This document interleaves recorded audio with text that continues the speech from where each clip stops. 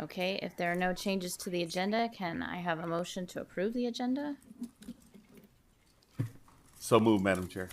Thank you. I will go ahead and second. So no changes to the agenda. It has been moved by Director Cardenas, seconded by myself. No changes to the agenda. All those in favor? Aye. Aye. All those opposed? Motion carries unanimously. Are there any public comments? And I believe we do. Mr. Mark, you are up. Thank you very much. It's a pleasure to meet you. So good morning. Recording in progress. My name's Mark Monin. I'm on the board of directors of the Altoa Water District. We're right in the heart of Orange County by the old Altoa Air Base. Director Perez, I love your hat. I got to get one of those. Very nice. I'm here for CASA, the California Association of Sanitation Agencies, but I've been dying to come to one of your meetings.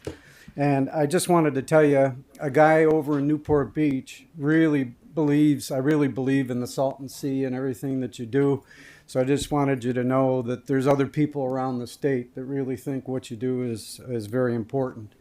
I've been on many boards in Orange County. I'm a pilot, was on the airport commission. So if there's anything that I can do to support this agency in the future, please let me know, because I really believe in the Salton Sea and your agency. So I got to get back to CASA for all the things going on over there, but I did want to take this opportunity to tell you thank you for everything you do and get to meet everyone. Thank you very much. Appreciate it. Thank you, Mark. It was appreciated to meet you. Thank you. At this point in time, do we have any public comments online? One, Madam President. Okay.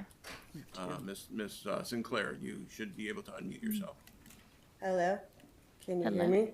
Yep, is that Larissa? It is. Hi. So, do I need to introduce myself? I do. Yeah. Good morning, and my name is Larissa Sinclair. My husband and I live in North Shore, and we regularly participate in these. Sorry, we can't be there in person, but I have to let you know I'm coming to you live from the top floor of the yacht club, and I'm looking at the sea right now.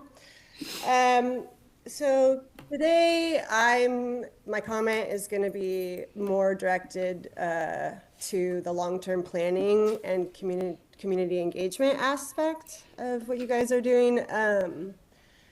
The longer I live here, I'll just say, I know a lot of the current efforts they understandably prioritize the shoreline restoration, but I think it's important that planning also starts to consider the broader landscape that's tied to ancient Lake Kauai.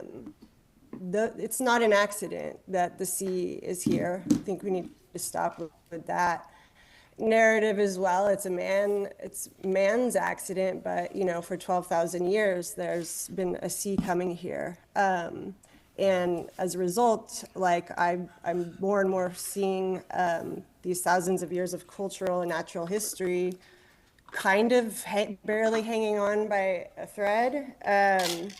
So in North Shore specifically, just up from the yacht club, I've been noticing a lot of freshwater mussels and seashells. I've never seen so many around the sea, and I've been a lot of places around the sea. And not to mention the yacht club itself is an underutilized historic and cultural asset that we have here along a major transportation corridor.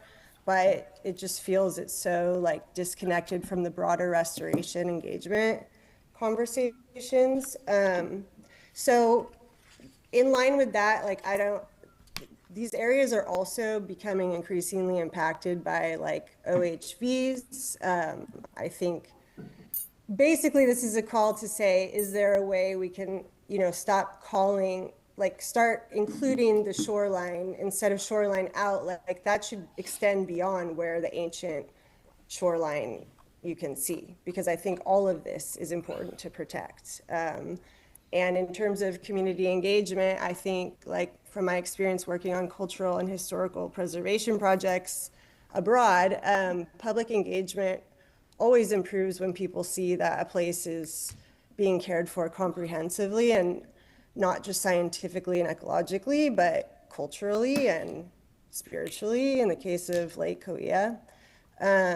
So yeah, I just main takeaway is I hope the authority can continue encouraging like strong coordination and accountability with that in mind, not just like what's in the sea. Because I think long-term restoration depends on shared responsibility and not fragmented oversight. And that's all I wanted to say. Thank you. Thank you, Larissa. Appreciate it. Is there anybody else? Yes, we also have Chance Wilcox. Okay, and then before you go, Chance, I'd be remiss to say, but Larissa did leave her comments for 3 minutes, but I forgot to mention that at the beginning. Comments for 3 minutes. So, are you there, Chance? Yeah, can you hear me? Yes, thank you. Go ahead. Perfect. Yeah, good morning, board members. Hope you're all doing well. My name is Chance Wilcox. I live in Morongo Valley, and I direct the California Desert Program for the National Parks Conservation Association. Our association was formed for over 100 years ago, advocate for the protection of our national park. Our organization was also part of the large coalition that pushed for the passage of Prop 4 to secure billions of dollars for sustainable, reliable water supply projects and funding towards Salton Sea restoration.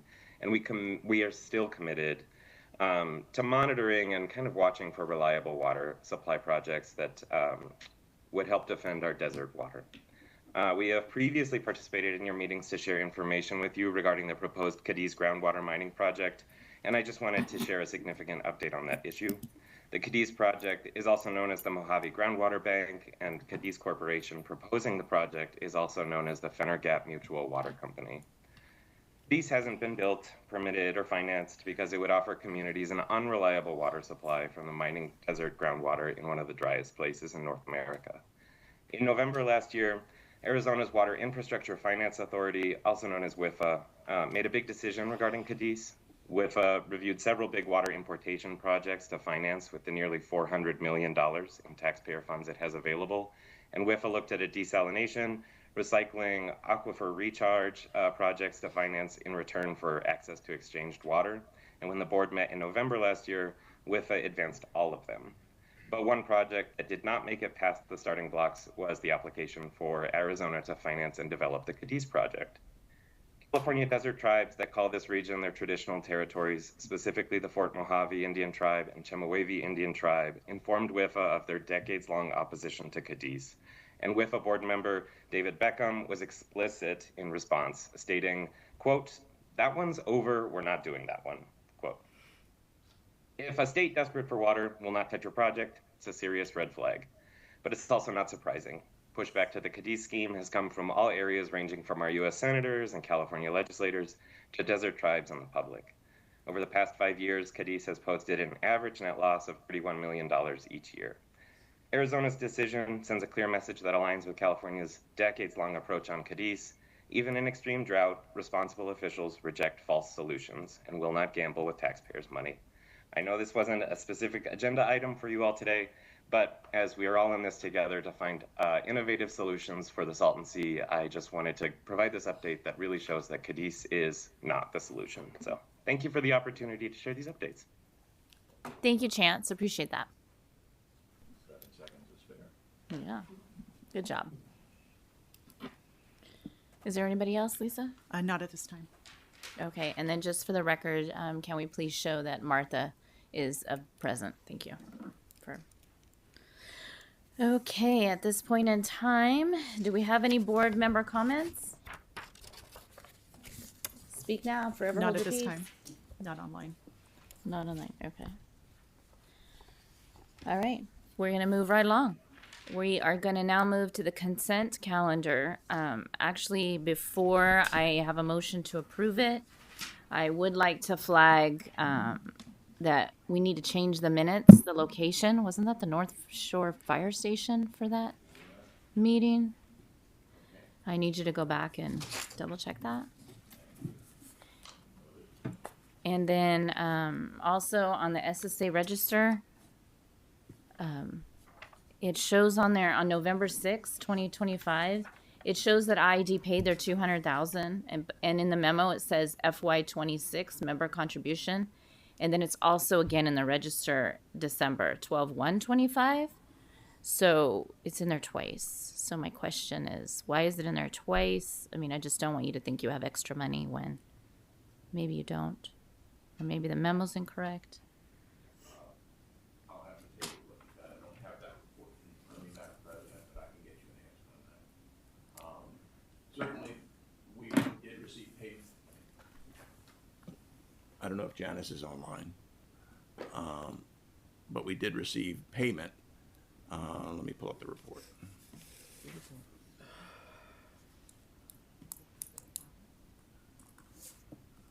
Give me just 1 second. If you could repeat the reference locations where you're seeing it, that would help me. You're seeing it. I should have wrote the page number down, but it's where the register, where it has the, the registers for the month. Yep. The first one was 11/6/25. 11/6/25. Yep. And then it shows 200,000, and it says in the memo FY26 for member contribution. Yep. And you're showing it And again. then show it 12/1. again 12/1. So the following month it shows it again, because I think that might affect your cash balance. That is correct. And I will connect with our accountant and report back to the board, because that is correct. We only received one payment. Okay. So if any... You are not funny. Ryan is not funny today. You know what? I think Or- that I believe that is misreporting. I think that's Imperial County. Now that I'm looking at it, I believe that's Imperial County. Oh, okay. I apologize. That makes more sense. Yeah. Okay. I just wanted to flag that in case there was a problem. So as long as the location for the minutes are changed and both of those items are addressed, then I have no problem. If anybody wants to make a motion. I'll go ahead and make the motion. Imperial Irrigation District, Alex Cardenas will go ahead and make that motion, subject to the comments that were provided by our chair. I will go ahead and second. So all those in favor? Aye. Aye. Oh, wait. We have to do roll call. Martha's online. Martha's online. Beg your pardon. Very good. President Dockstader, Aye. Vice President Estrada, Yes. Secretary Singh, Yes. Treasurer Morales, Director Perez, Aye. Director Cardenas, Yes. Director Kelly. Yes. Madam President, motion passed. Thank you. Let's go ahead and move on to the renewal of the annual audit. Davis Farr, and I believe he is online. Yes, Mr. Foster is here to present our annual audit, and we welcome him as our Do we have our member not being called? principal contact with the Davis Law Firm. Mr. Farr, you should be Oh, able to. wait. Time out. Did Vice, No, not my. did Morales, did she get, was she? Is she on the roll call? On the roll call? Maria. Maria? So sorry. My apologies. My apologies. Well, we might want to ask her if she says aye or nay. Just for, Yeah, she's not being called on the roll call. Absolutely apologize. Sorry. My Yeah. apology. thank you so much. Yeah. Thank you. Okay, moving back to the audit. Morning, everyone. Hear me okay? Yes. Great, thank you. First, I just wanted to introduce myself to the board. My name is Jonathan Foster. I'm a partner with Davis Farr. Due to California state law, there is mandatory partner rotation after 6 years. So you may have been used to Shannon Ayala presenting in previous board meetings, but due to that mandatory partner rotation, we rotated to myself for the current year. I have prepared a brief PowerPoint to share the results of the audit, and it is asking me to replace the current share. Is that okay? Check the Yes. IT guy. Go ahead. Yes. Try it. That seemed to work. Do we see it? See it? Okay, great. Okay, so this is the presentation of the audit results, the Salton Sea Authority for the fiscal year June 30, 2025.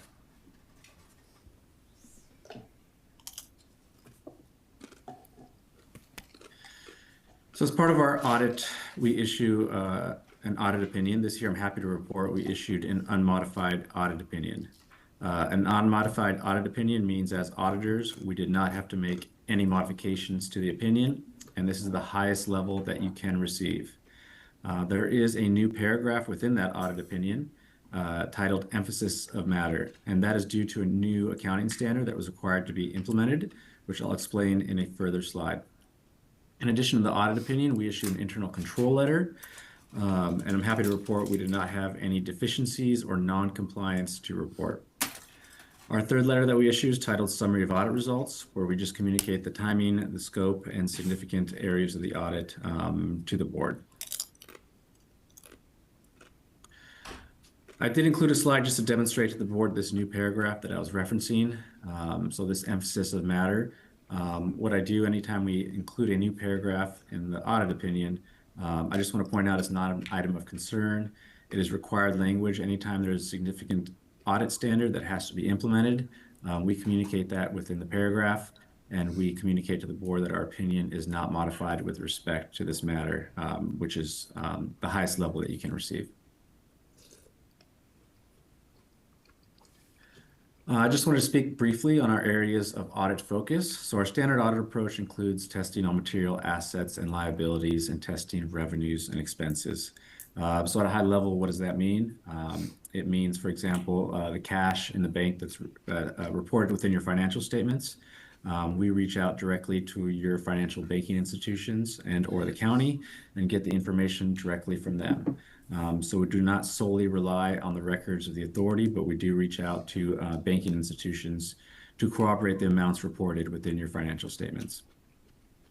Secondly, as I mentioned previously, there was the implementation of a new accounting standard titled GASB 101, Compensated Absences. And I've got a slide after this to demonstrate how the accounting changed before and on a go-forward basis, how that is going to be different. Lastly, as part of the audit, we did become aware of a significant event regarding the notification of withdrawal of Imperial Irrigation District. I did want to point out to the board that the fiscal impact will be evaluated in future years because it's not effective until June 30, 2026.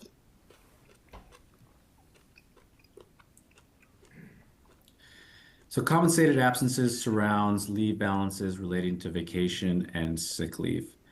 Previously, you were only required to report any potential cash outflows with separations from an employee.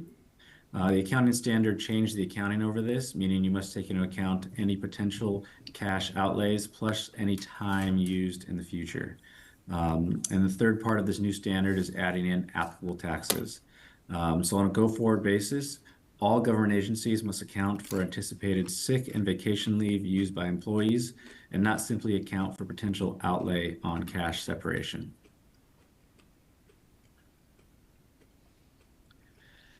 I did include a few slides on the significant changes or items of significance I did want to communicate to the board. I've included a screenshot of your statement of net position, otherwise known as your balance sheet. In the previous year, the Salton Sea Authority reported a deficit in net position, essentially negative equity. This year that flipped, you have a positive net position. The main change was in prior year, you had cash on hand that wasn't available to be recognized as revenues. Now that that has been able to be recognized by the authority, your balance sheet shows a positive total net position, which is good, meaning you have positive equity in the authority.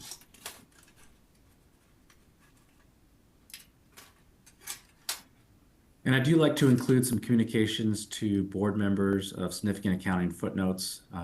Your significant footnote long-term liabilities, I've included a screenshot which communicates the balance of your compensated absences, which is sick and vacation, and your lease payable office. I did want to point out that your compensated absences doesn't necessarily mean it's a cash obligation of the authority. So due to the accounting standard, that balance is a combination of potential cash outlays upon separation, plus anticipated use of sick and vacation leave, plus applicable taxes.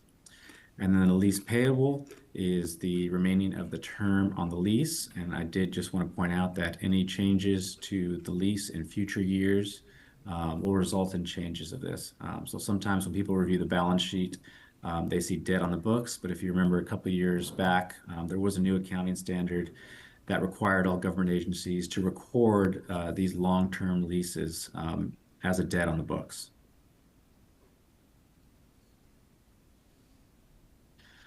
So lastly, I did just want to report that finance staff was prepared for the audit and responsive to our inquiries. There was proper implementation of the new accounting standard, GASB 101, and the result of all this put together was an unmodified audit opinion, which again is the highest level that you can receive. So with that, I'd like to open it up to any questions that the board may have. The only question I had when I went over it and was looking at it was, Patrick, you need a vacation. Lisa, you need a vacation, when I saw how big that number was, right? Is that what that was? I'm assuming that you guys haven't taken vacation. Anyway, I know. Accrued, yes, accrued vacation. So sick the days. board will be happy to know that my daughter now lives in Italy, and I plan to use some of that vacation. Okay, good. Good. Get them off our books. Anybody else have any questions? Well, good job, Mr. Farr. Appreciate that. Absolutely. I just want to say I appreciate working with Patrick and the new accounting staff there. Welcome aboard, and thank you. Thank you. Thank you. If there's no further discussion, does anybody care to make a motion? I'll make a motion. Excellent, Mr. Morales. Does anybody want to make a second? I will make a second. I'm just seconding all day today. So it has been moved and seconded to approve the annual audit review. All those in favor, well, we need roll call vote, please. President Dockstader, Aye. Vice President Estrada, Yes. Secretary Singh, Yes. Treasurer Morales, Yes. Director Perez, Yep. Director Yes. Cardenas, Yes. Director Kelly, Yes. Director Moreo. Yes. Motion passed. Thank you. We are going to move on to the Coachella Valley Mosquito and Vector Control District presentation. Mr. Jeremy. I'd like to introduce this item briefly, Madam President. You know, as part of the work we've been doing over the last couple of years, identifying and understanding the health concerns at and around the sea, I never considered vector control as part of that matrix until I ran into Jeremy a couple months back, and he was sharing with me the challenges that he's experiencing as a result of those changes, and I thought it would be helpful for this board and the community for him to come in and share. So thanks for joining us. Good morning. You might want to get close to the mic. Aaron, can you this one right here? Yeah. All right, I can do that. And then also, Lisa, the presentation needs to come back up. Yeah. While we're waiting for the presentation, just let you know about myself. I've been at the district since 2008. My background is medical entomology. I went to the Ohio State University to get my master's degree, just in case there's any Buckeyes here. But I'm a transplant. I'm from California. Went to UC Santa Barbara, Gaucho, studied marine biology. I loved Jacques Cousteau growing up, but there's no jobs to do that. Jacques Cousteau had that tied up. So mosquito control was the next best thing. I started part-time as a student at UC Santa Barbara with the Santa Barbara Mosquito and Vector Control District, working part-time. And from there, that was nice. I had county keys, so I could drive up to the beach and eat my lunch. So that was a perk of the job. But I got bit by mosquitoes every now and then. Anyways, been at the district since 2008. I've overseen our lab operations. I've overseen our operations. And 10 years ago, this is my 10th year as general manager. And I plan to be there unless the board decides they don't want me to come to work. But I really enjoy the district, enjoy what we do for protecting public health here in the valley. But yeah, I did meet with to Pat and also Treasurer Joseph last week to kind of talk about some of the concerns that the authority has, but also to talk about some of the challenges that vector control has around the Salton Sea. So that's my purpose here today, is to give you a background on that. And as soon as that presentation, I do have my laptop, but I'm thinking, well, here we go. Yeah. No, they got it. We're good. That's it. Yes. I could do interpretive dances. I've done that before, but this is better. All right, and I think the clicker will work. Let's hope so. All right. While I'm stalling, we were formed in 1928. Our centennial is coming up very soon, so you'll probably seen from the district we have an ad hoc centennial committee put together, have great trustees and also staff that we're working to really commemorate that time. I'd like to thank the water district for bringing the water to the valley. That gave us some business. Was when then we got started a little bit after the city water district. It's not working. It's I don't know. No. Listen, I enjoy this pivot, sir. So yeah, so let me tell you about the district. I know the presentation in my head. Okay, there we go. It's moving. We have a very large district. We're one of the largest districts land-wise by most vector control agencies in California. There's about 60 of us in California. We cover 2,400 square miles. Stretches up into the Santa Rosas all the way into Joshua Tree. We don't really do any work up there. I don't know what the forefathers had in their mind when they drew that boundary, but the lion's share and majority of our work falls along the valley floor from Whitewater, Desert Hot Springs, all the way to the Imperial County line, essentially at Salton State Park. And we cover all the, there we go, we're working now, 9 cities and all the county, all the unincorporated areas of the county. We are a special district, so I have 11 bosses. We have 9 trustees that are appointed from each of the cities, and then we also have that are 2 that are appointed by Supervisor Perez at our districts. We have 11 total, and they serve at 2 to 4 year terms based on the appointing body. Our mission is protect public health from mosquitoes and vector-borne disease, and really the biggest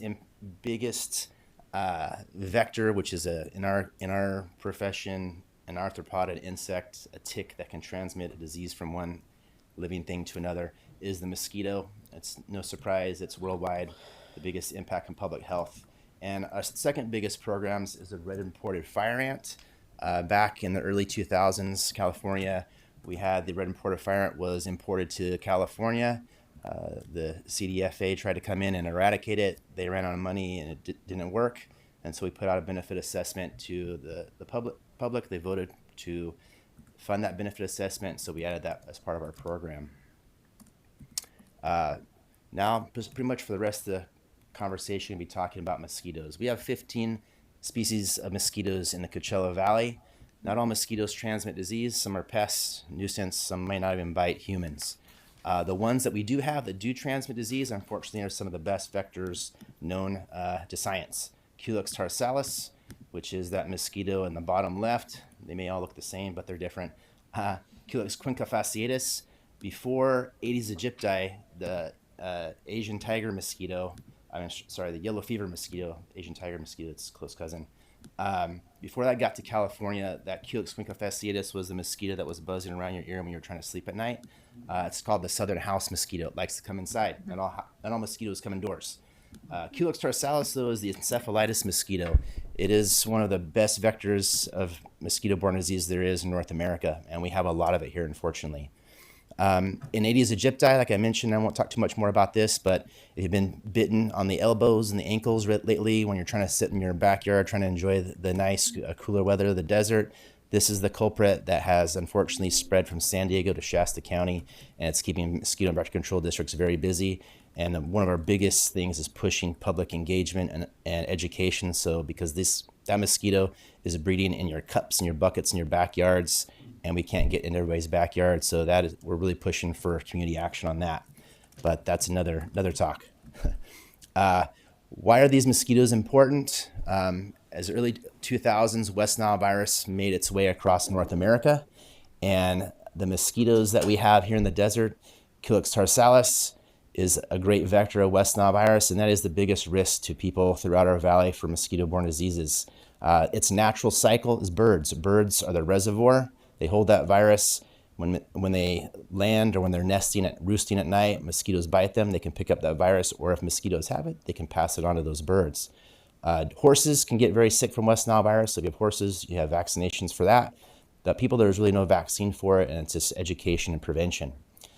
So that's the cycle, and it tells a story of why this area is so important.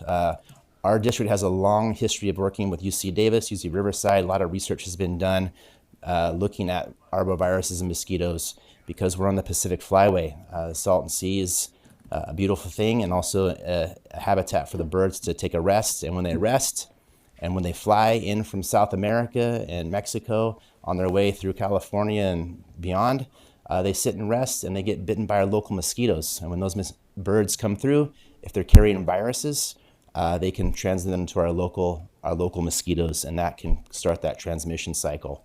So that's why the Salton Sea, from the standpoint of mosquito control, is very important because it's an area where you have, and I'll talk about in a second, where you have the vector and you have the host there in a nice spot, time and space.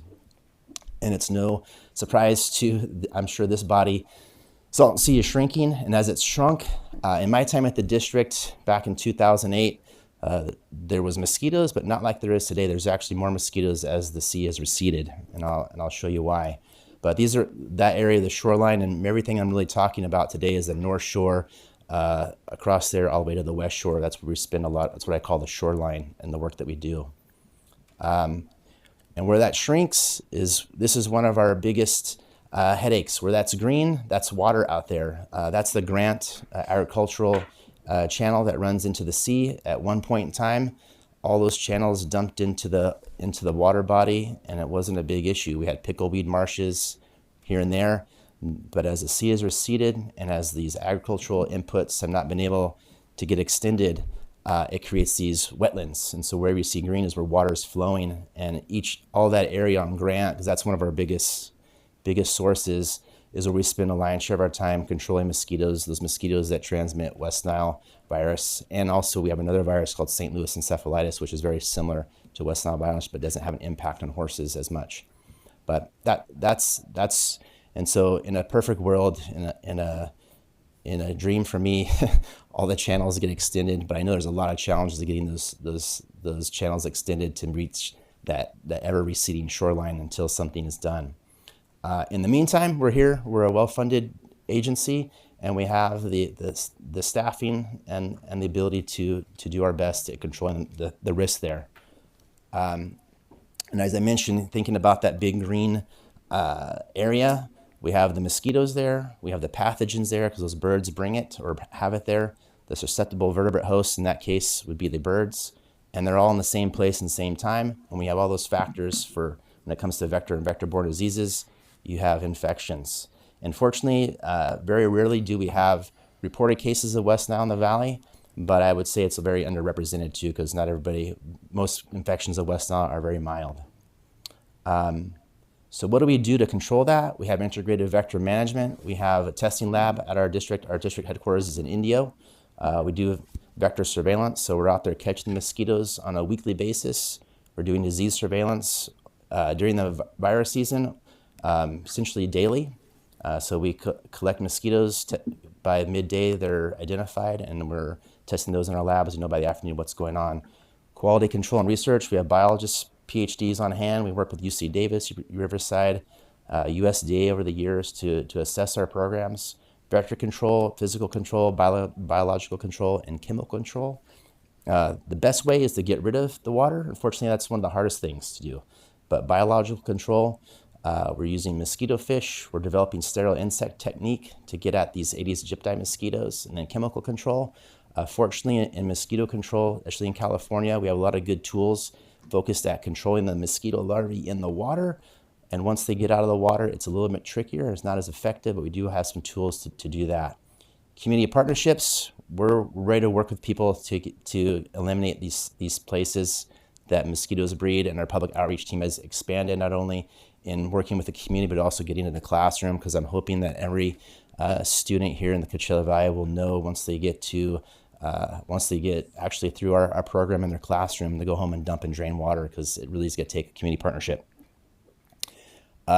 If you have curiosity of what we do and why we do it, all of our response plans are on our website. That QR code will take you to our mosquito-borne virus surveillance and emergency response plan. That's based off a state document that we've personalized for the beautiful desert here, because we're a unique area. And it really tells us how we operate.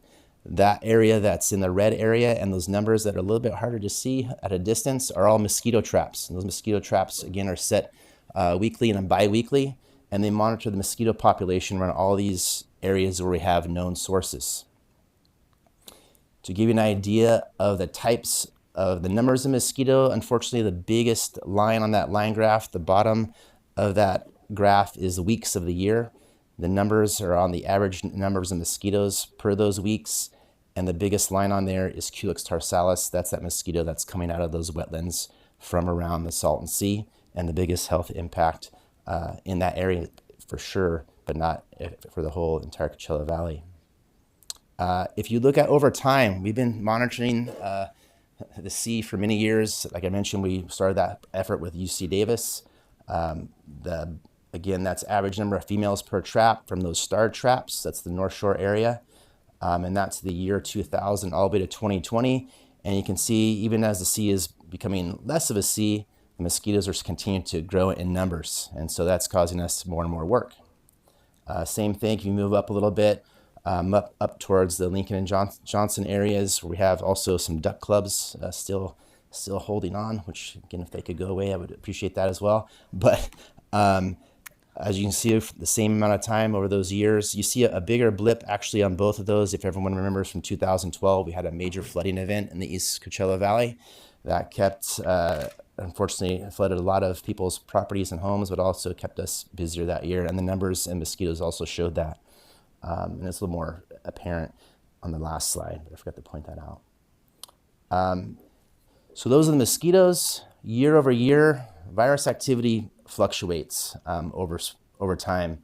Has to do with the birds that we have, their herd immunity, or birds, just like humans, become immune to infections, and so that varies through time. And so based on what's going on in our bird population and what's going on with mosquitoes, the amount of virus activity can change through the years. But you can see on this, in June through October, on this table is some of our most active times of the year for virus. We have in blue West Nile virus, and then St. Louis encephalitis is another mosquito-borne virus. And you can see that occurs and shifts over time, but where it says total region, the valley total is for Desert Hot Springs to the Salton Sea State Park. The total for that region is just around the shoreline, where you can see that majority of our virus activity comes from these wetland areas that line the Salton Sea.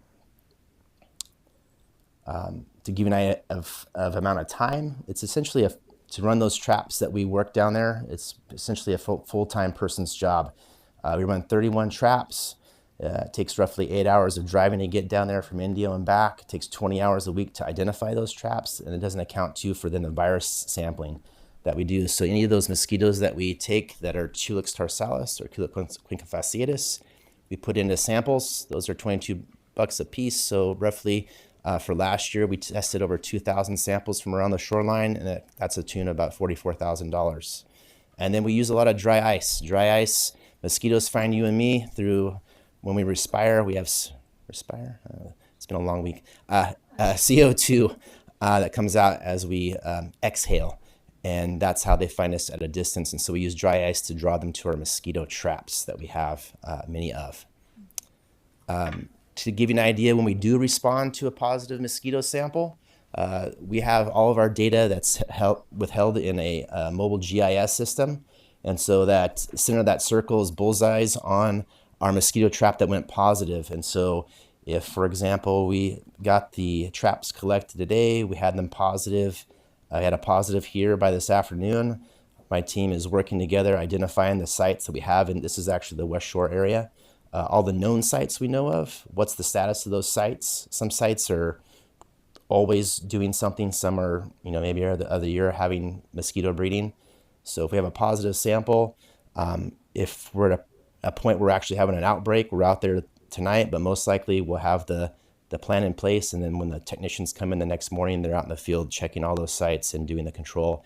And we're also then informing the public, posting the areas, and also getting that information out so people can protect themselves from mosquito bites. What we've developed quite well in the last 3 to 4 years is our drone program. We have, I'm really thrilled with the work that our staff has done. We have a 3-person team, a UAS coordinator and 2 UAS applicators. We have a total of about 6 drones that we use. Some are for aerial photography around the shoreline. And then we have 4 to 5 actually application drones that make our applications to control the mosquito larvae. We've used helicopters as well around the sea. Unfortunately, our local operator, I think, has retired. But we do have there's not many helicopter pilots in Southern California that do applications. So our closest one now that we work with comes out of the San Diego area. But our drone team was put together to replace some of the footprint of a need for a helicopter. If you ever try to buy a helicopter and keep it going, it's very expensive. Drones are not cheap, but they're way easier to keep track of and maintain, and also keep in compliance. To give you an idea of some of the work that we do around the sea, this is a 5-year perspective of what we've done kind of in total. So total over 5 years for larval control. So these areas of waters of body that are holding the mosquito larvae, we treated over 15,000 acres. And these arrows or the flat lines mean it's trending up. We're treating more and more acres because there's more acres being developed by these runoffs. Labor over a 5-year period, 1.3 million. And that's either we have 5 staff that work on a routine basis around the shoreline. That's shifting more to our drone team, but our drone team is still is paid well, and the drone program just isn't a cheap program to run, but it's been effective. We spent close to $850,000 in larvicides. Helicopters, using them over the course of those 5 years is $280,000 to do the control applications just for the larval control.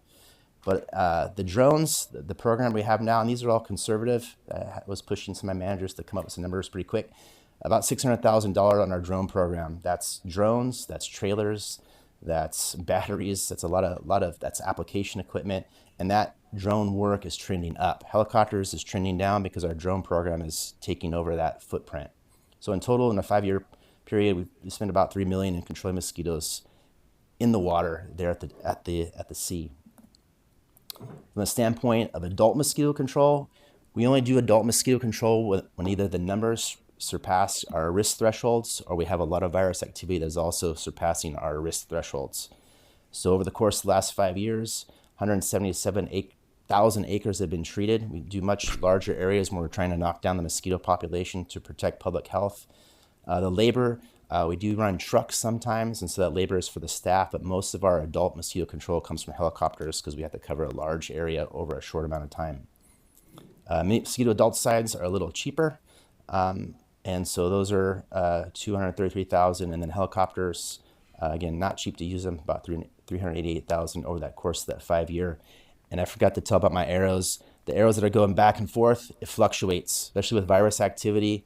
Like I mentioned, what's happening with the birds and with the mosquitoes fluctuates from time to time. And so really all these numbers on this slide, it's variable. And if I go back, labor is pretty static. That's that yellow bar in my infographic there. Larvicides, again, the cost of that changes year to year just because we have different formulations and different types of larvicides. And depending on what's going on in the water body, we make a selection on the best larvicide to do the job. So I want to make sure I covered that. And then lastly, a big issue for us in public health is insecticide resistance. We have biologists on staff on a yearly basis. This time of year, we're doing bioassays in our labs, testing all our public health pesticides, in particular, the ones that control adult mosquitoes, because if we're going to make an effort to go out and make an application to prevent people from getting sick, we're making sure those products are working. Unfortunately, when it comes to mosquito adulticides, a lot of the active ingredients that are used for public health pesticides are the same ones that either private pest control can use, ag uses, or even what you pick up at a Home Depot. And so there's a lot more resistance issues when it comes to mosquito adult control. And the concern for us is that pushes us to continue to develop technologies and ways to control these mosquitoes, which increases costs. So with that, I can take questions. Please dump and drain once a week around your property and make sure you meet mosquito repellent. It works. So thank you. Thank you, Jeremy. Yeah. I appreciate it. Now, were you the one that presented previously, like a few years ago? I think I came in, I did like a little public comment. I did, 3 minute, I think. Okay. Yeah. I just remember being like I popped in. amazed at how much information that you just don't even think about with mosquitoes. So Yeah. I really do appreciate this in-depth Sure. look at it. Okay, so when's the virus season again? Virus seasons from March through November. Mosquito viruses are temperature dependent, and so as it warms up, Yeah. the viruses replicate faster and faster. But in the desert, in Imperial, really you could pick it up any time of year. But the biggest risk is that starting in March, not only for the virus, but then that's when the mosquitoes pick up. Okay, and then just 2,400 people. Is that how many is in your department? How many is in your? 2,400 square miles is our district. Okay. We How have a many district. employees do you have? 73. 73. Okay. Yeah, and about 50 plus of those are in our operations, the actual folks going out doing the control. And then the next largest department then is our surveillance department, because they're running across the valley testing those mosquitoes and trapping them. Thank you. Sure. Does anybody else have any questions? Just one, not a question, but during our conversation that we had, Jeremy, you also mentioned the other, besides the wetlands of the Salton Sea, that the other areas that are a little more hidden are the exposed playa because the slits in the playa. So if you can touch on that. Sure. Yeah. Over the years, and hasn't been a issue of late, but it can happen because it was actually in the West Shore area, and it's been several years. Dry areas, but had that cracked playa. And when we went out to actually look, the cracks, because the water table was high and coming back, there was water in the slits, and the mosquitoes were breeding in there. And so we used BTI, which is a bacterial protein that's very effective at killing mosquito larvae. We had to spray what it looked like we were just spraying dry land, but the product was a very fine product, and it would just basically migrate its way down into the cracks and control the mosquitoes. So even if it looks dry, it doesn't mean it is dry. And mosquitoes are very resourceful. They'll take, especially in the desert environment. Culex tarsalis, on the books, it's a freshwater mosquito. It's not a freshwater mosquito here, unfortunately. So, but yeah, thank you for bringing that up. Sure. Director Kelly. Jeremy, Hi. thank you. Yeah. My question is in regards to your applications for vector control. How does it impact on the boatman bug issue? It hasn't. Yeah, so they don't. Yeah, so if the boatmen are breeding in areas similar to the I mentioned BTI. It's a bacterial protein, and it's very specific to Culex to mosquito larvae. And that's the beauty of it. It doesn't really impact anything else in the water itself, other than midges to some extent, occasionally. But it's really focused on mosquito species. But I do have recipes for boatmen to make salsa that I found, because we were getting several years ago. We had a big issue with water boatmen, and it kind of again fluctuates from time to time. But they're just unfortunately a nuisance, but not a public health concern. But they do make a good salsa if you want that recipe. I found it. I don't think I want it. Yeah. Many cultures, you eat insects because they're a great source of protein. So, but yeah, I have sap on board, but eat insects. I've eaten a couple mealworms, but that's about it. Anyways. Supervisor, you can put it on your burrito. Yeah. There you go. No fish. Yeah.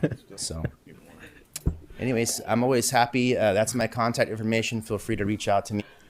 Always happy to talk about mosquitoes. Madam President, this is a presentation, but I'd want to recognize that there are 3 members of the public who would like to comment online. Okay. Thank you. So you better stay there, Jeremy. You might have to answer something. Casey?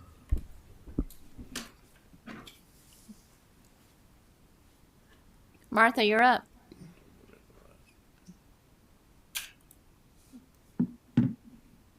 Tom, you're able to speak? Oh, wait. Yeah, this is Tom Sefton. Thank you, Jeremy. Much appreciate the information, and shared a number of things I didn't know about mosquitoes. We've got a lot of wetlands that are unmanaged and forming themselves around the Salton Sea as the sea recedes, that are fed by brackish water coming off of fields. And we've also got thousands of acres of managed wetlands, particularly down in the southwest corner of the sea, that will have some ability to control things like salinity. I'd like to know what information do you have to know, and you know, and you did point this out. What is the salinity tolerance of the larval forms of these species of mosquitoes that are problematic? And you know, if out in the sea itself, you don't have so much of a problem because the salinity is extremely high. But in these wetland areas where you have brackish water, what is the limit at which these larvae are able to reproduce? And you indicated that may in fact be changing for at least one species. And the second question is, how effective are the mosquito fish in controlling mosquito population in wetland areas?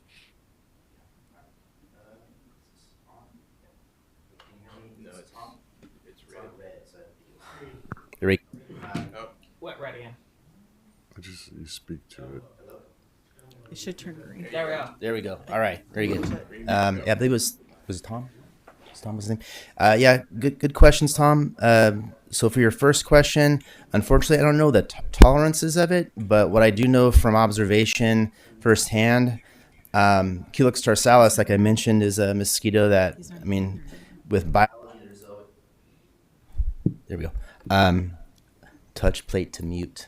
That's what I was doing. Okay, I figured it out. I gotta read the signs.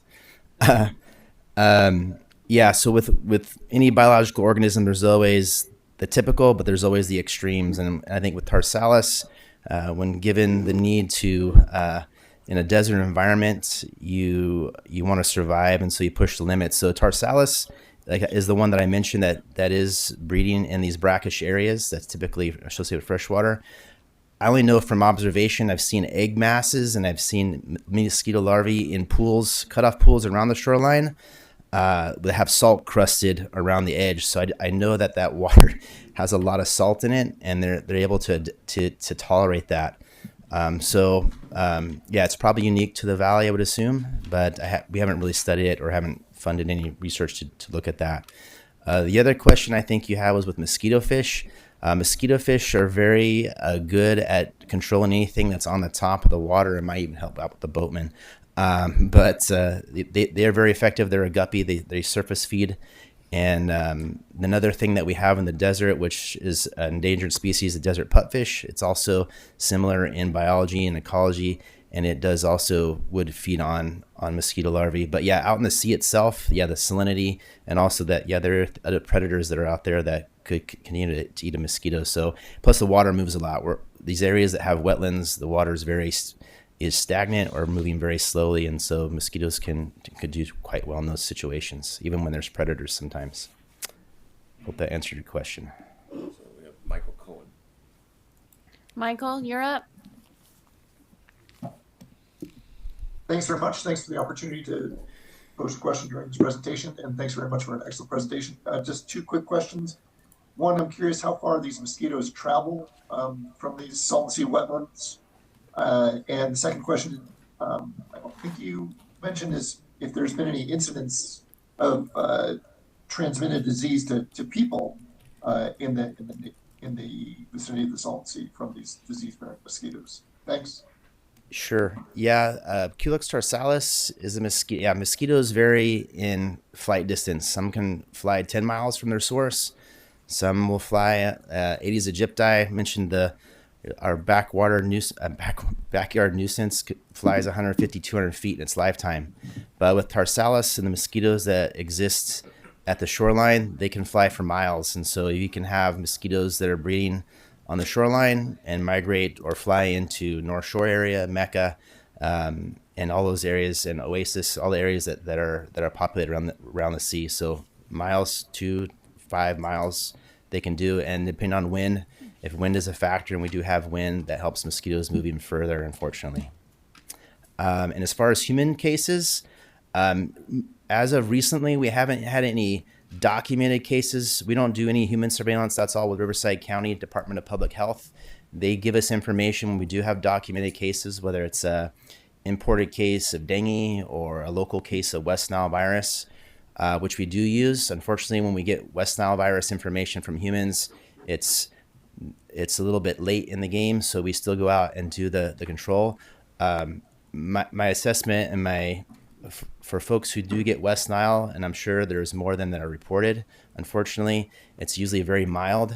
And I think in that area in particular, our population, our constituents, access to healthcare or even seeking healthcare in Mexico probably underestimates the impact for folks in that area, unfortunately.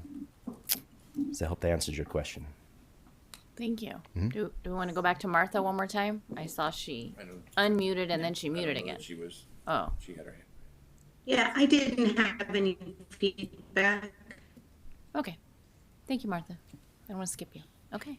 So I'd like to say that, and thank you for the presentation. I think you can see how important this data set is, and something that I certainly, working through the feasibility study and the project design and what we develop into the future, I think this is an important element to consider as part of the whole. And then it just begs the question, what else are we not thinking about that we need to pay attention to?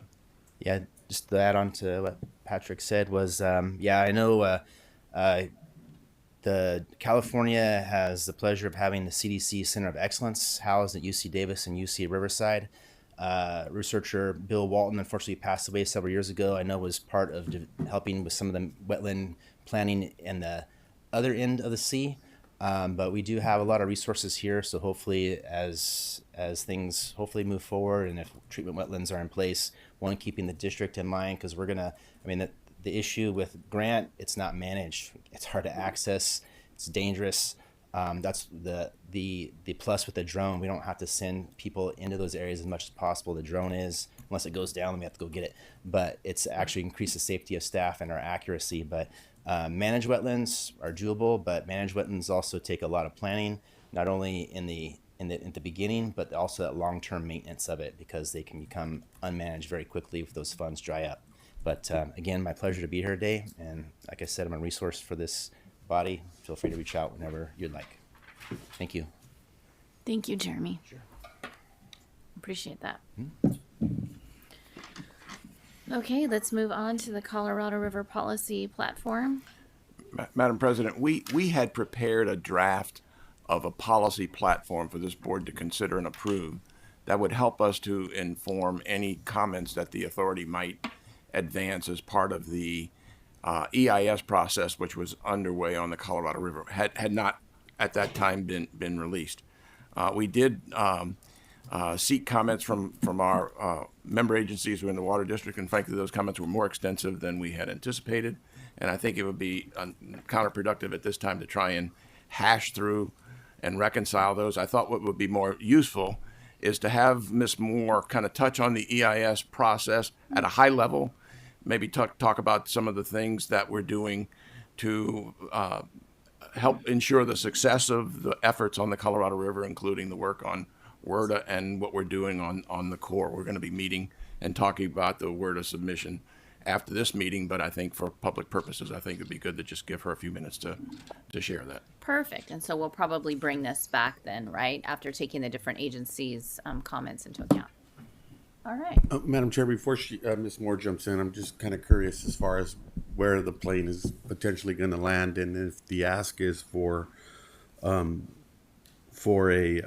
table discussion or to be at the table in terms of the Salton Sea Authority being at the table, if that's kind of what we're canvassing for when trying to raise the issue. So maybe can I just ask and inquire from Mr. O'Dowd at this point in time, before Ms. Moore jumps in, are you ultimately looking for a table setting at the Colorado River hydrology discussions, or can you maybe just cast a little bit about what your vision is and what you'll be asking the members here?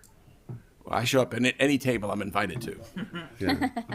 But I think, since I've come on board, having been a former director of CVWD, since I've come on board with the authority, I recognize the important role that the water agencies play in these sensitive negotiations.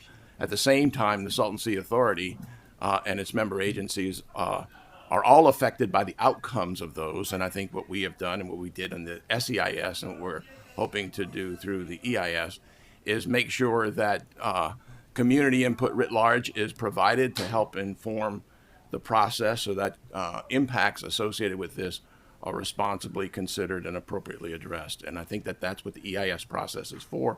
And I actually think the work that we did on the feasibility study predates and preempts some of that and facilitates hopefully a more successful outcome.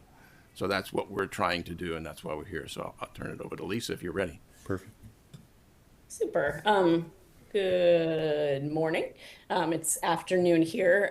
So the draft EIS was released this week. It is Friday. Last Friday.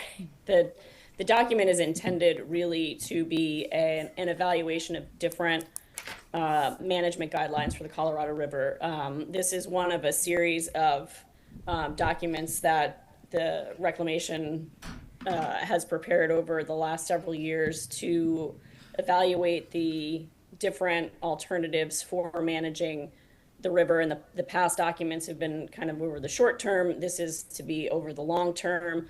The thing those documents have in common is they have not historically really analyzed the environmental impacts for these different management options on the Salton Sea.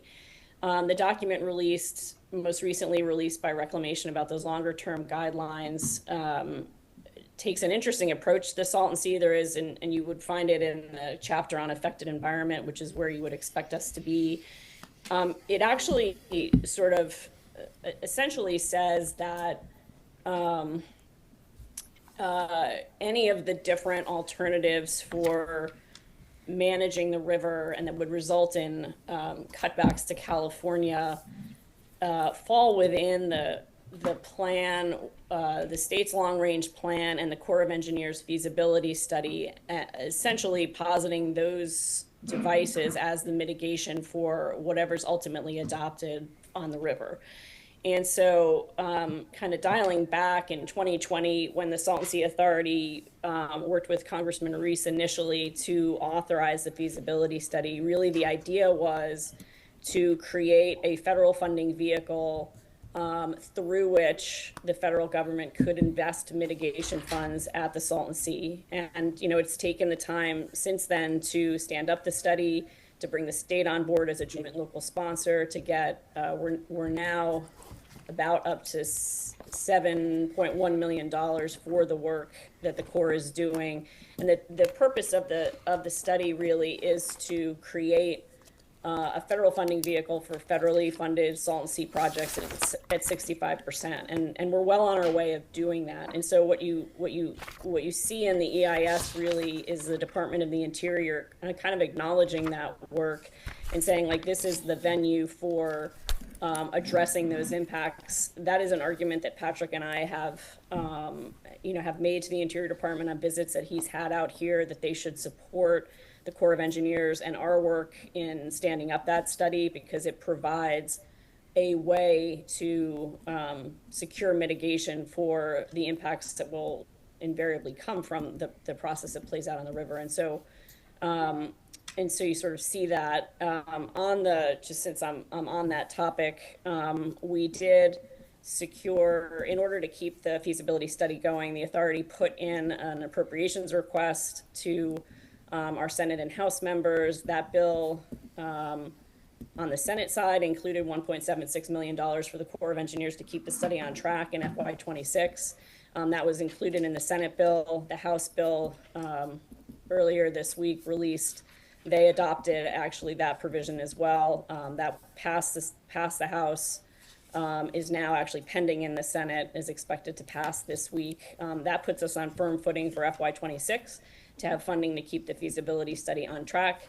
You will see in your memo that the Water Resources Development Act is now being formulated by Congress. That's a 2-year bill. A bill that Congress adopts every 2 years to affect policy at the Army Corps of Engineers.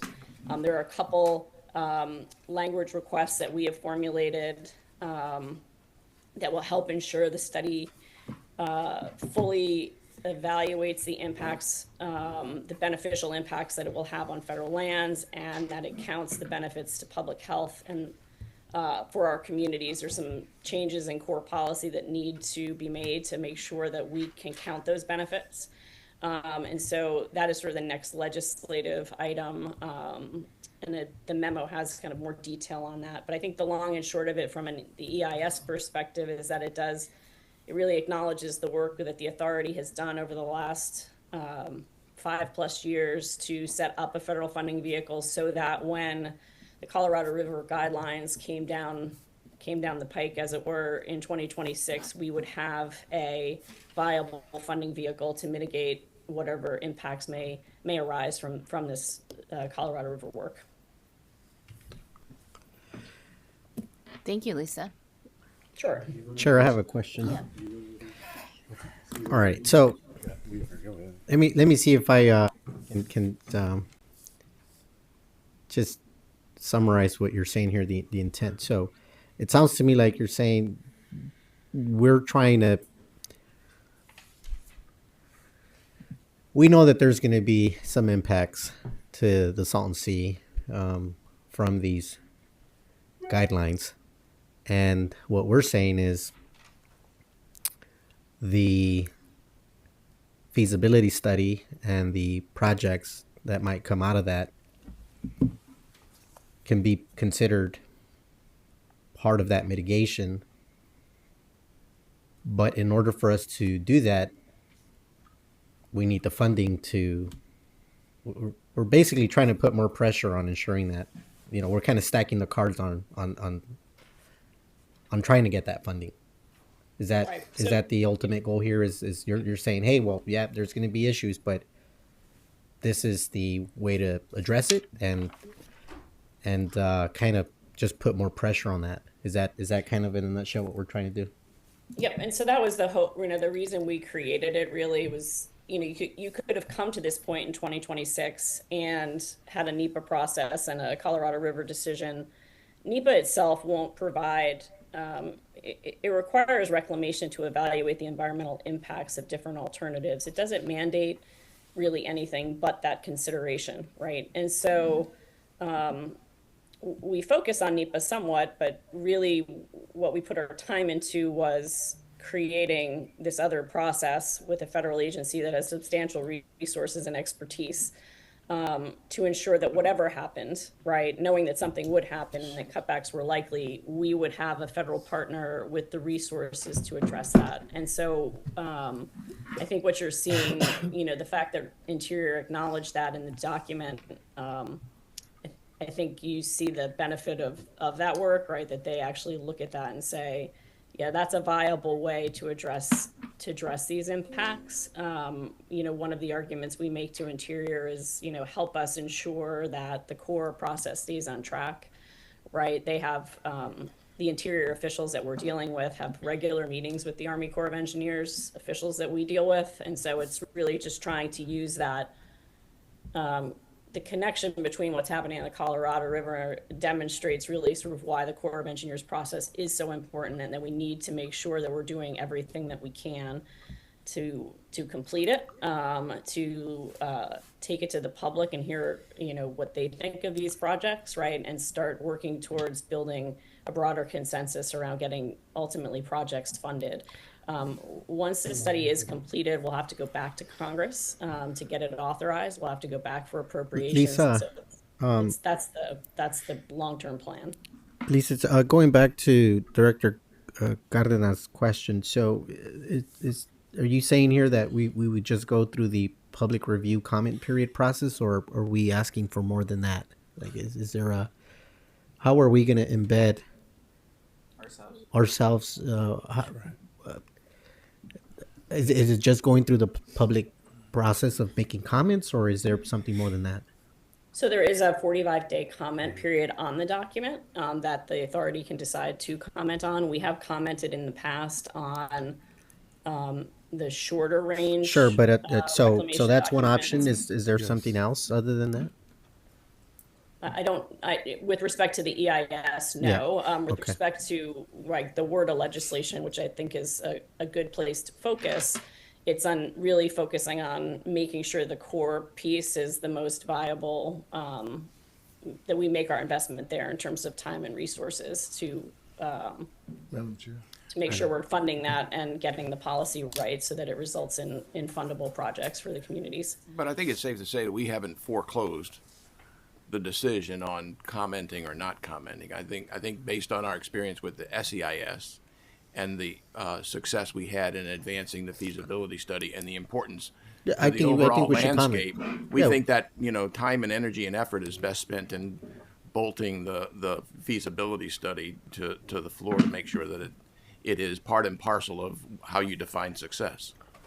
And Director Kelly has some comments.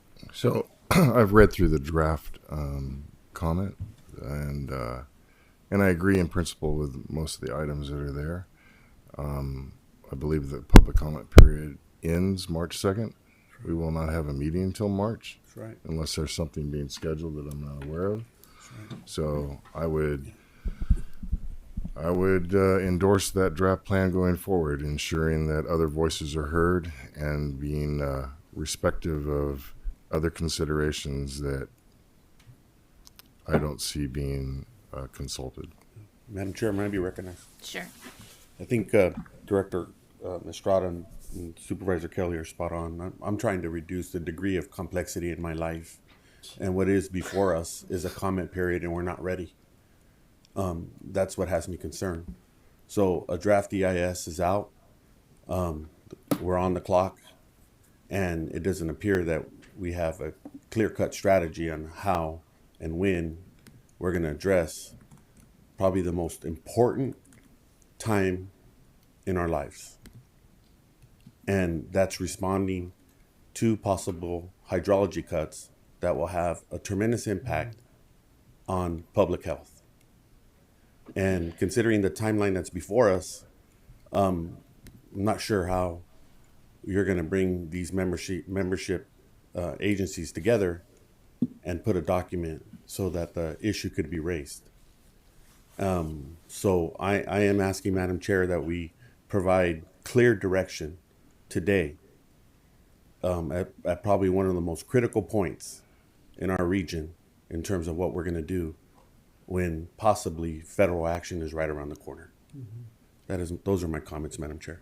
Thank you. I second that. So what are the next steps? Is there a draft? There is a draft plan. I thought I heard there was a draft. There is one in your backup. And Supervisor Kelly suggested that he was okay with the draft. So it sounds like the suggestion was that we could take action on that today. I want to comment, and I apologize for not circulating it because it wasn't my intention to move forward in this regard.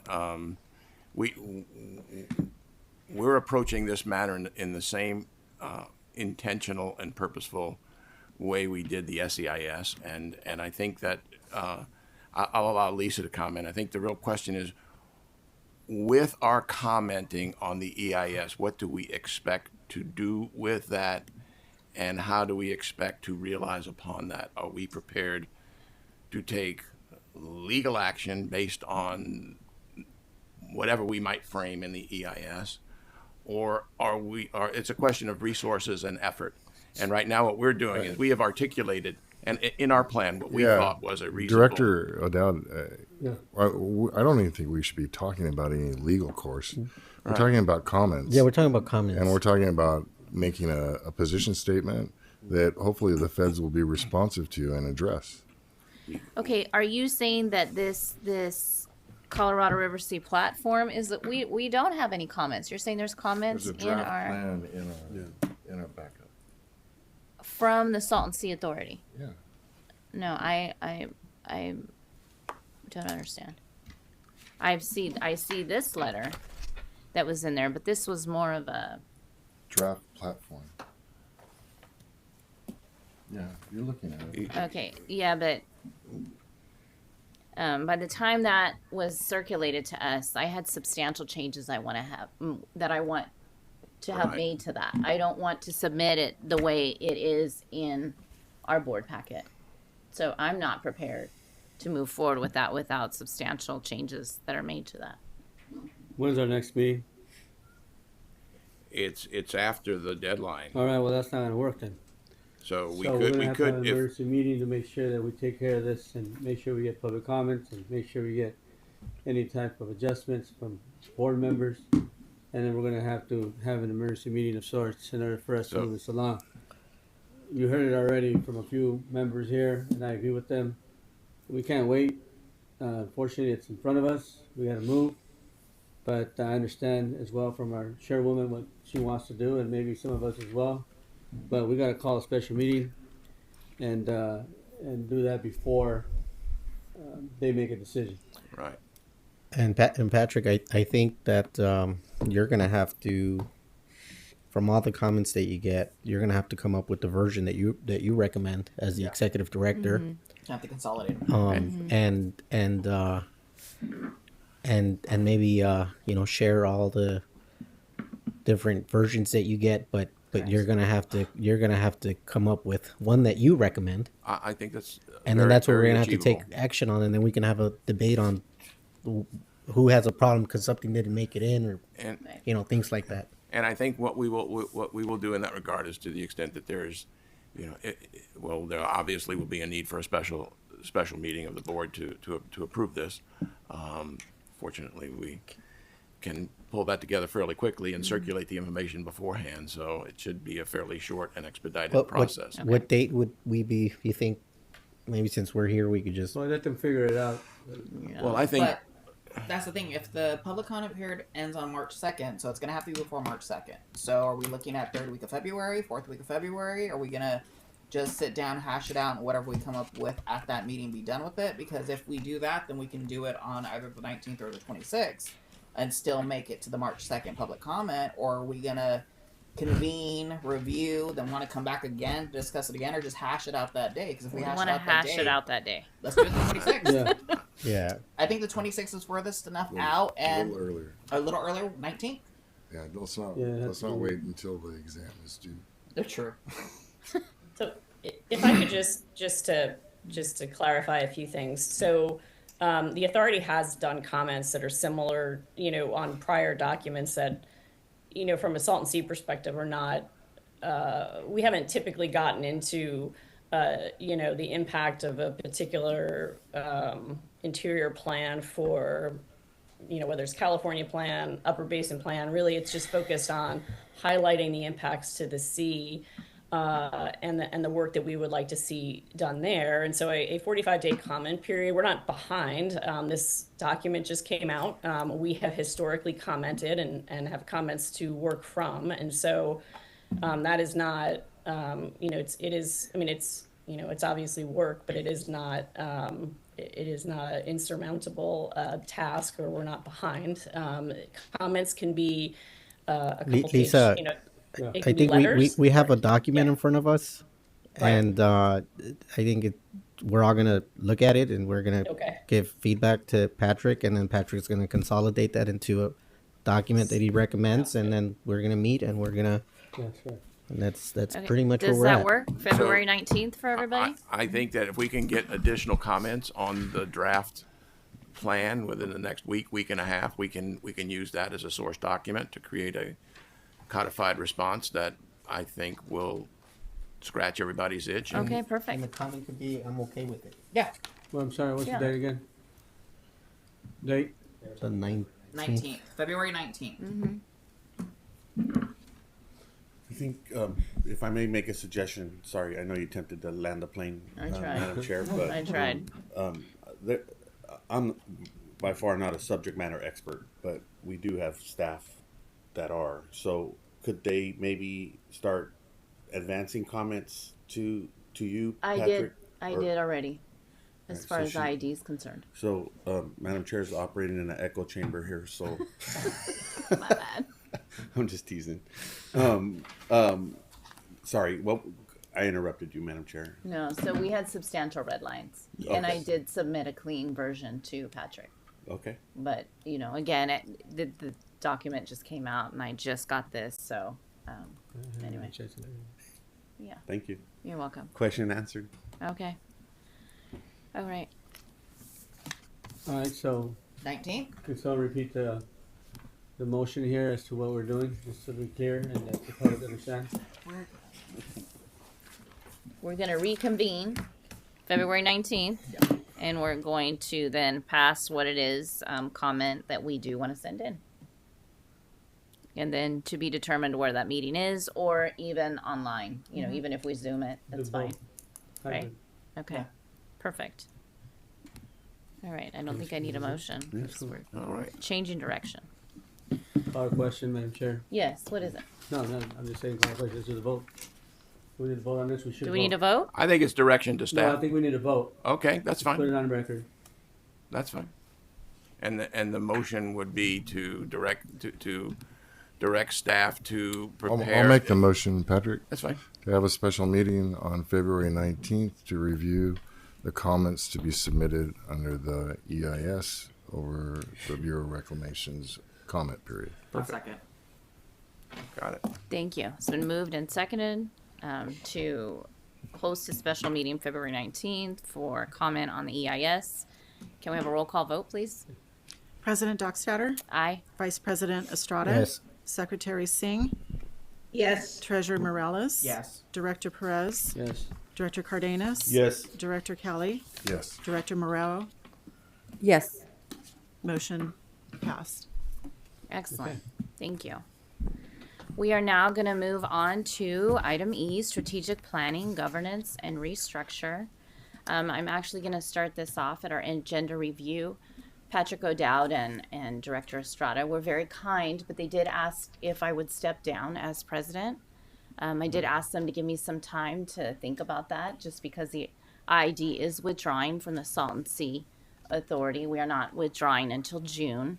We did give extra time heads up for the Salton Sea Authority so they could put that in their budget. It is a little bit, I appreciate Director Estrada, it is a little bit of a white elephant in the room, continuing as the president. And I thought about it. I asked a couple people, and actually Alex told me to pray about it. That was the best advice I got. I had so many different pieces of advice. So I was sick this weekend, did not feel good. Monday morning, walking the dogs, that's when the clarity hits you. The clarity hits you that I really want to do what is best for the Salton Sea Authority. At one point, I thought that would be the best, stepping down. I could have done it sweetly and quietly. I would prefer that this board discuss it, and if the board decides that I do need to step down, I will do that. I want to do, again, what's best for the Salton Sea Authority. I will, just for the record, say if I don't have perfect attendance in the last 3 years, I have near perfect attendance. I have to have Lisa look it up. And it has been my pleasure to serve. I still feel I have the ability to serve, and one of the reasons I want to continue is because I really want to see the strategic plan. I want to see that through. I want to see that happen. I am very much afraid that the Salton Sea Authority will see more of its members disperse because we don't have a clear-cut plan, and I actually feel this will help keep the Salton Sea Authority together. So that's... Madam Chair, can I make a comment, please? Yes, please do. Well, I appreciate your point of view to a degree. I think ultimately, obviously, your perfect attendance sounds great, and the fact that you want to see the city end. But, you know, like anything else, right? I wish you would have had a different vote. And I think that way you would have seen it to the end when it comes to the feasibility study. And I'm not exactly sure why the decision was made the way it was, and it's okay, it is what it is. What I want to do, quite frankly, is agendize this item for the next meeting so we can have a thorough discussion. It doesn't have to be during an emergency meeting in which we're going to be talking about the Colorado River and the draft and things of that nature. But I think we should have at least an agenda item the next meeting where we have this discussion thoughtfully and then figure out what people have to say. Maybe people will decide to allow you to continue to be the chairwoman, and others might say no, and we'll do a vote if we need to. But I firmly think that we should have a discussion on it, and we need to agendize it, because if not, we're violating the Brown Act.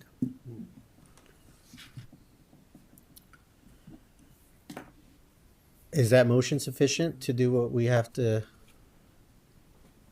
I mean, if the board want to agendize a special meeting, discuss that item, that's No, appropriate. not And a then- special meeting, but at the next Or a meeting, meeting, or agendize at a this regular meeting.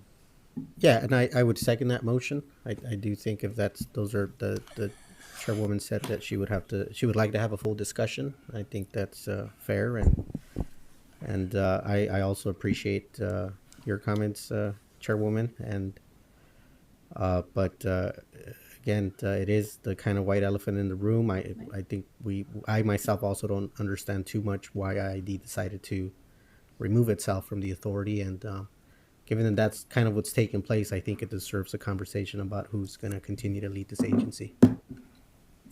So, if I may, Madam Chair, the agendized item, I know we have a first and a second, and just for discussion purposes, so potentially we're looking at a item next month to address possible nominations, or are we just going to follow success? Let me stop right there. Is the agenda item, Supervisor Perez, to entertain nominations for officers?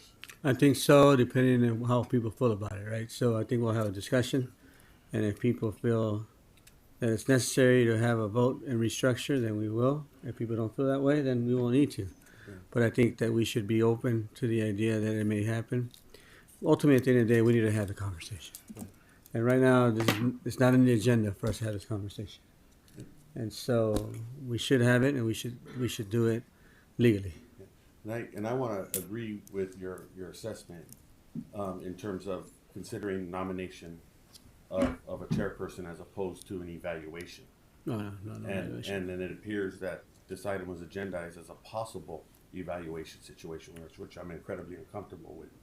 But I believe your suggestion of bringing the item back and having a discussion around nomination, potentially of a chairperson, I think that would be more appropriate to your point, sir. That's exactly what I'm referring to.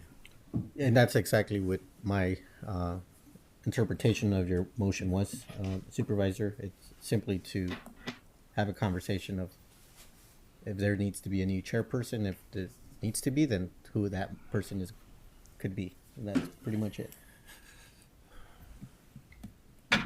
And the question, Bldg, at this point, if no one else has any comments. Allow for comment. So I totally respect Gina. I know that her heart is into the Salton Sea, and I know that she wants to do the right thing regarding the people that live around it and the people that are affected by it and those that want to make use of it. But it is a conflict that it's already been known. It's cast that ID is separating from this agency, and to be the figurehead of the agency that ID is withdrawn from, we need to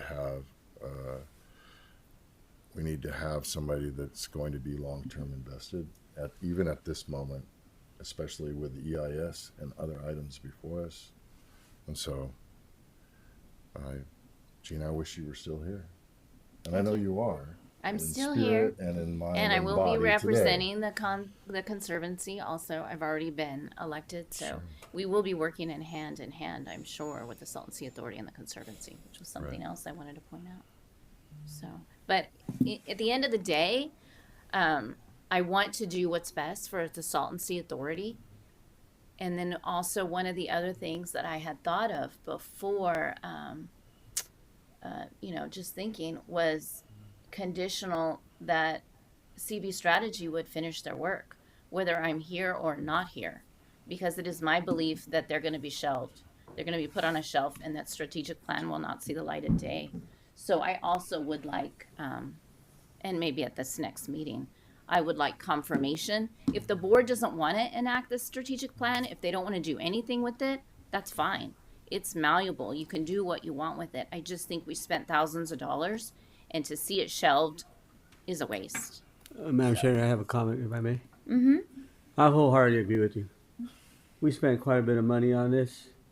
Regardless of your decision with ID, and regardless of the decision that may come forward in the future, whatever that is, at the end of the day, we took the time to pay a certain amount of funding using resources to create this strategic plan and I want to see what it has to say, and rightly so. I don't know why we would shelve it, and I don't know why anybody would be against it, to be honest with you, because it is a plan of governance as well. And people had questions about governance. As a matter of fact, I had a lot of questions about governance in case something like this would happen. So I'll be the one to state out loud and supporting what you just stated right now, Madam Chair, that we should all be looking forward to that strategic planning report, take a look at it and see what it has to tell us, and so that we can only improve the situation. Right. That's what it's for. Right. It's a living document. It shouldn't be a document that we just spend thousands of dollars on it and put it away. I don't know who's saying that, but that should not be the case.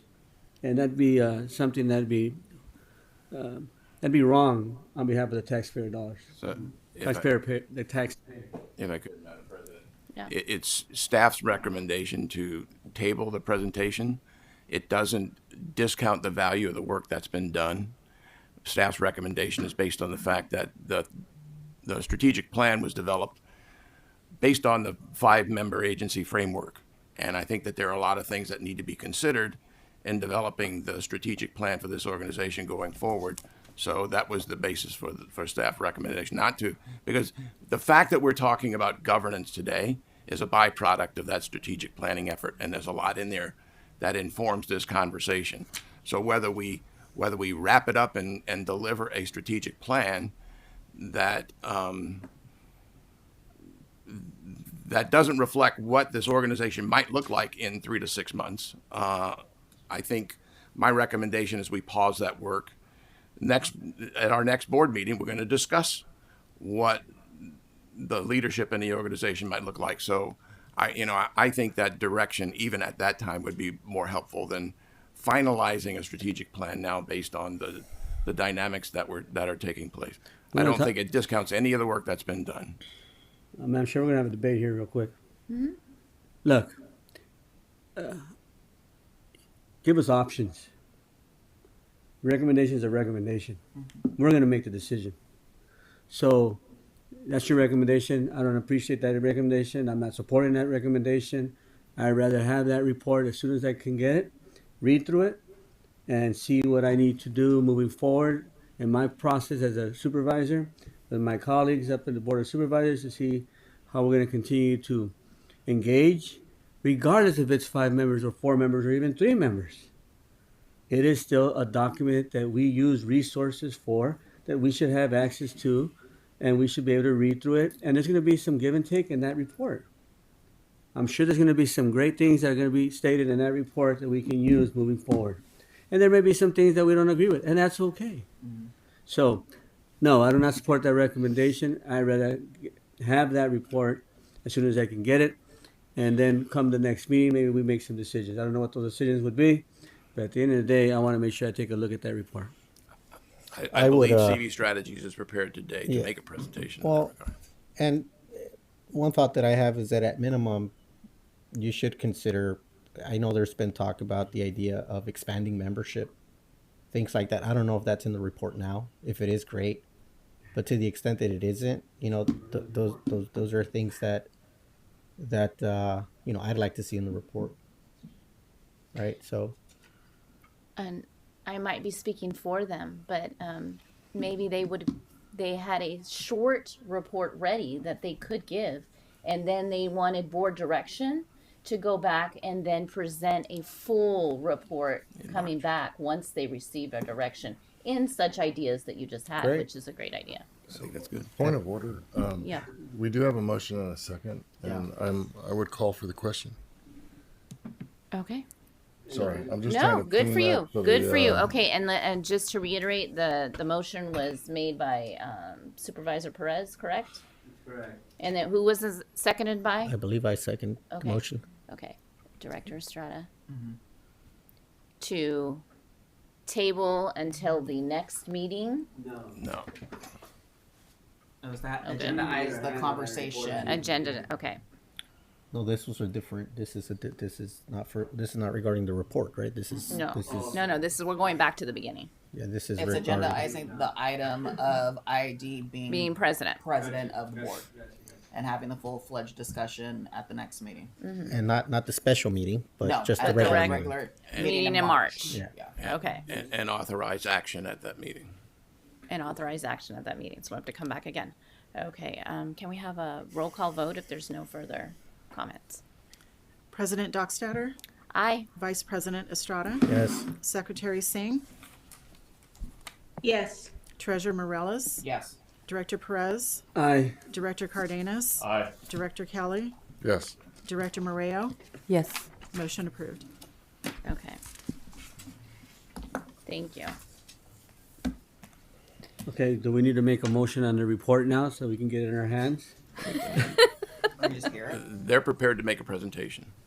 All right, and with that presentation, can we also get it in our hands?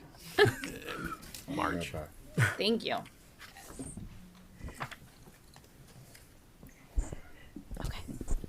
Good. Good morning, and thank you for having us at the party and inviting us. We're prepared to.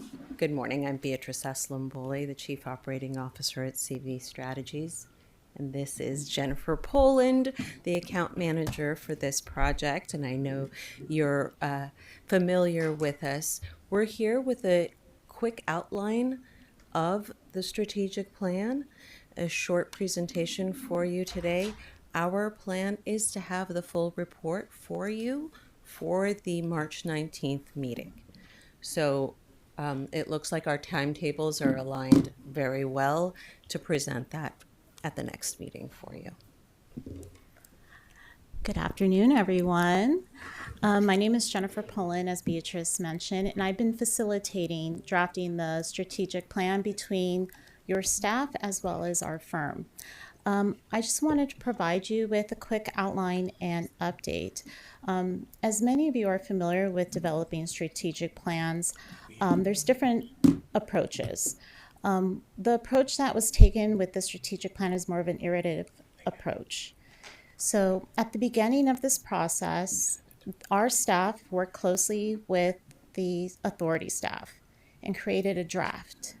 That draft we have completed. But as we continued with our interviews and everyone's participation on the board in those interviews, we developed recurring themes.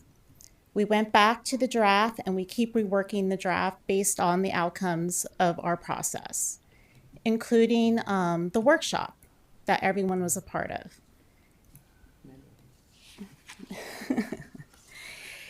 Just mind me, I'm looking at my notes since we don't have a presentation on the monitor.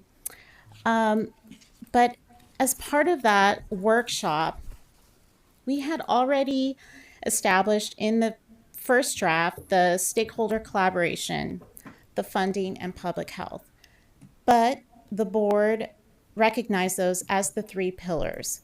So working with staff, we had already developed objectives that fall under each of those pillars. And that has been reflected in the draft with edits. What was new was the governance section, and that is something that we are currently working on developing with objectives, and we are hoping to speak more with staff and getting milestones outlined as well. So under the recommended strategies for governance, we're looking at board engagement and strategic focus, as well as role clarity and alignment, as well as governance stability and continuity, and member value and external credibility. Extremely timely right now. Yes. Also outlined in stakeholder collaboration, we have to lead regional alignment around shared initiatives, which is very important of the authority as the convener. Institutionalized community-based implementation oversight. I mean, today we had a wonderful presentation from Vector Control the Mosquito District, and they are just one of those stakeholders that we need to, as the authority, need to relay what they're experiencing up to a higher level. Align with federal restoration and leadership. Advance the authority as a regional partner agency within the state conservancy. And I just want to thank Joe. He's been part of this process. We've also interviewed him, and he was also at the workshop, so we appreciate your feedback in the strategic plan as well. We also integrate community and tribal oversight into all decision making, build public understanding of the sea's importance and complexity, and engage policy and civic leaders through targeted communications. Stakeholder collaboration is going to be key for the authority moving forward. In order for the authority to move forward, there needs to be funding. So the recommended strategies is to advocate for federal funding and policy alignment, leverage federal and state investment more strategically, secure long-term funding, multi-decade commitments, and ensure transparency, equity, and local control in conservancy operations. Public health. One of the things that were mentioned today were the Colorado River policy. That is a recommended strategy outlined in the strategic plan, and that is to support future Colorado River policy with all the members on the board and what's in the best interest for the region. Develop project readiness and implementation support, and deliver tangible community benefits. Drive local support and coordination, which is going to be key as well as the convener of the Salton Sea. Drive visionary and practical preferred plan, and establish and operationalize a framework of insurance. So as I mentioned before, we are near the finish line. We have received everyone's feedback. We have made those updates to the draft. All that's left is for our team to work with staff to finalize the strategic plan and bring it to the board for final adoption, and we could do that at the next meeting. And I just want to thank everyone's time and effort that has gone towards this plan. And welcome your new board member. Yes. Yes. Yeah. Fabulous. Any questions regarding the outline? Don't think the presentation made I'm sorry we didn't get a presentation on the monitor, but. Well, you mentioned that they may want direction. What direction are you looking for? Mainly, I think on the governance section, you know, we had talked about maybe opening up to other members. Those are the things that I think the board itself could really provide direction on the governance section. Staff could kind of help develop those milestones and those timelines, but really we're looking for feedback from the board itself because you guys know what's best and what's needed. The plan was, I think, that they're going to come back at the next meeting because that's when they'll be ready to have the presentation Like and a a full report, and then that's when we would provide. No, I know, but Gina mentioned when we were talking a second ago About direction. Yeah, Well, I think that's what I'm asking. What is that I direction? believe you didn't know you were going to be presenting at this meeting today, did you? No, they did. We Did you know you were? the staff has a draft that we're working through some Yeah, of their and changes I we're was- waiting for. Right. There were two versions, and I'm frantically trying to access the version. But I do have the presentation that I can make available to the board.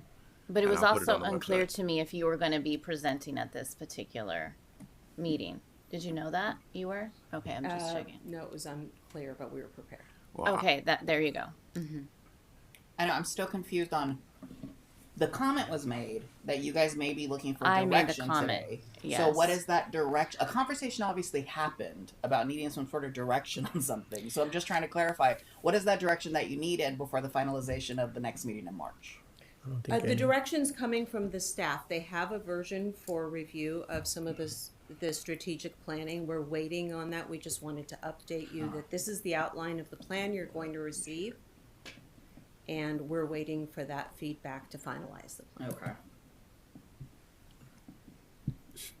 Madam Chair?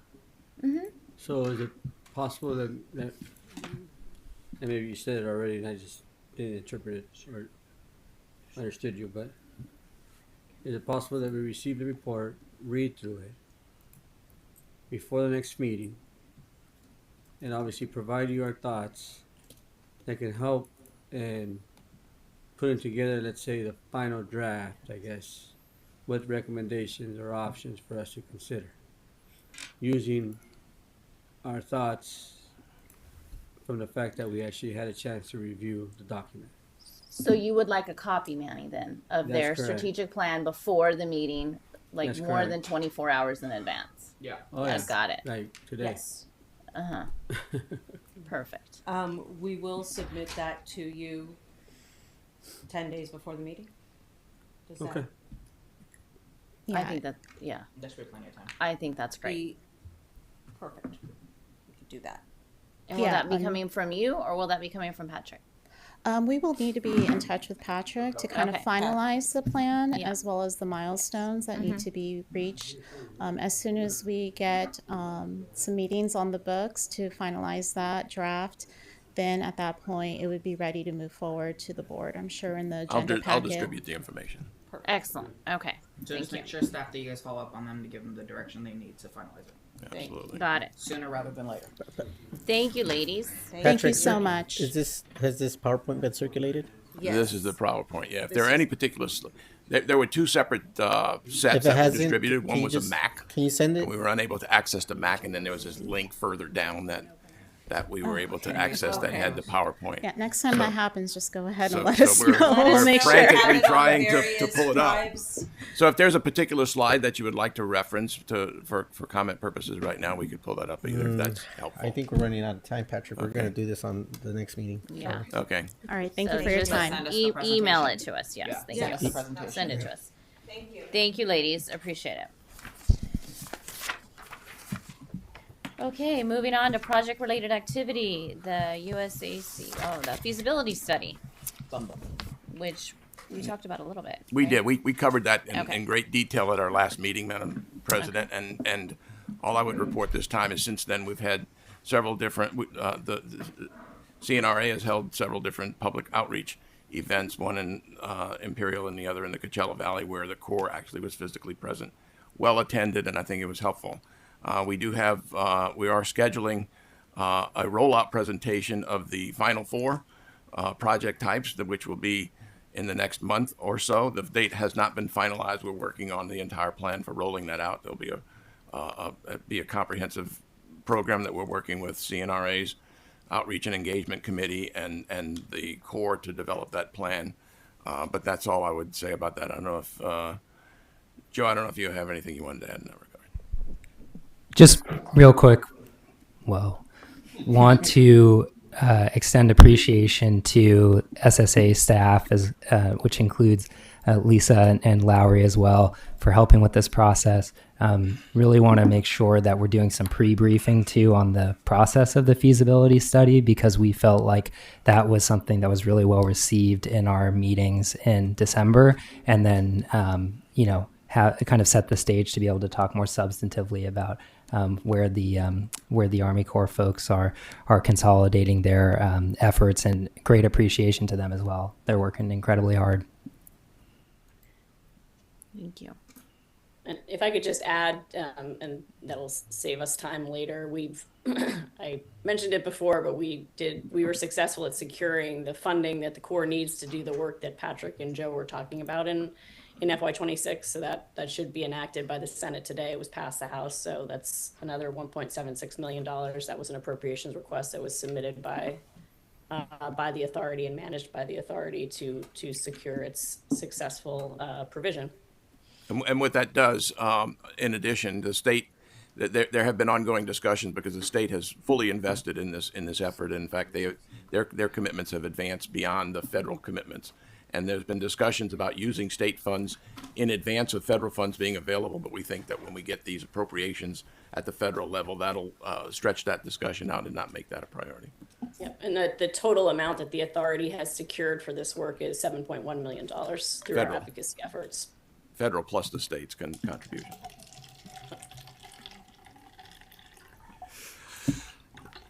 You're gonna make everybody have to use the restroom. Yeah. Sorry. Okay. Can we move on to the North Lake? Sure. At our last meeting, we discussed the winding down of the Riverside County effort to develop the Greater North Lake project as a result of the technical and financial and other analyses of that project, and because of the work that the state is doing in the North Lake wetlands. We collectively agreed that there were great efficiencies in combining those two and accomplishing what was originally set out in Prop 68 through a consolidated planning and implementation effort through the North Lake Wetlands Project. The state, and I don't know what the specific terms are, Joe, you can help me, but the state has a burden that they cannot account for those funds of the remaining Prop 68 funds, approximately 17 million. We are being informed, unless we ostensibly fully relinquish control of those funds. And what we have been trying to do is craft an MOU or a resolution to create a framework that would allow that to happen, and at the same time respect the authority's participation and role as was contemplated by the original grant, by AB 71, by the MOU, and by our long-standing good faith collaboration on the feasibility study. We were hopeful that we could get a resolution for the board today, but we weren't able to get that language in place. So I did draft a memo and requested that the board provide authorization to staff to negotiate and implement between now, I think January 31st is the state's deadline to secure those funds for project purposes, an arrangement whereby those funds can be successfully used and at the same time preserve our participation and our objectives in the utilization of those funds. It does require the approval of the projects committee before the authority staff would sign off on that. There is a memo in your board. I distributed it this morning, and it is on our website. And I think Joe might have some additional comments. I'm happy to take questions from board members on this item. Just would broadly want to note that because we have our existing state restoration project that's currently clocked at about 1,300 acres, but we would like to, as General Manager O'Dowd said, expand the scope to include the pilot project area, and then also see if we can expand the project to get closer to 2,000 acres in this first phase. One development since we had our conversation last November is that the governor's budget, which was proposed last week, includes $30 million in proposed funding for specifically recreational components of our state priority projects, which would include this project in the north. And this is flexible funding that can be deployed to achieve the objectives that we've heard over and over again discussed at these authority meetings about the importance of facilitating public recreation. It's actually more flexible for supporting those uses than this Prop 68 funding, and we feel like that's a really, really important distinction, and just want to recognize my boss, Governor Newsom, for his recognition of that and understanding that this is really, really important for our projects. But we need to have the budget. We need to know what budget we're working with up front so that our folks can draft the appropriate contracting documents, because these documents are hundreds, sometimes thousands of pages long. They take a long time to develop. And so if the budget is constantly changing, it just, it's not achievable from our team's perspective. So really want to try to have, the support of all of you to move forward and consolidate this funding so that we can grow this project and implement it together as partners. Joe, so we have 17 million that's left over, right? Like 17.5, I think. And so you want it back to increase your budget for a number of potential projects, or you already have the project identified? That's the project you were kind of describing right now? Yeah, so, and we talked a little bit about this at the November meeting, but we've got our North Lake Wetlands project, which is about 1,300 acres of land adjacent to the pilot project area.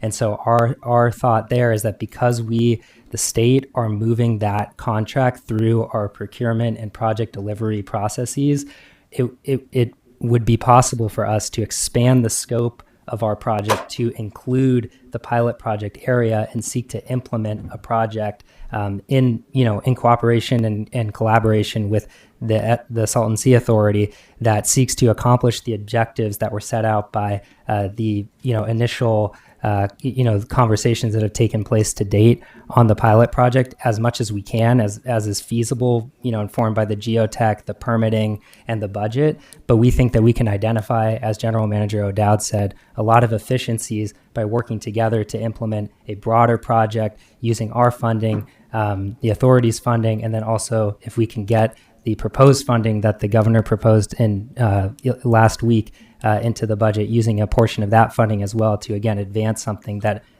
implements the habitat restoration and public recreation benefits that I know we all talk so much about and care so much about.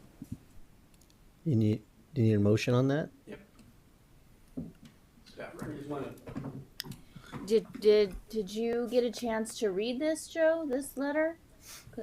I mean, is it sufficient for your purposes?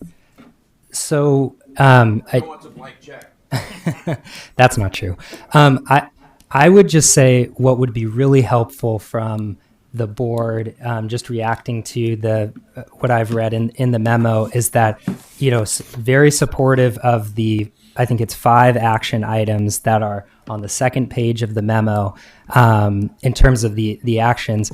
But what we really need is this plan that's talked about in the memo. We need that ASAP. So if I could make a suggestion on timeline, what would be really helpful is if the authority board could commit to providing input on that plan, the language of that plan, over the next 2 weeks.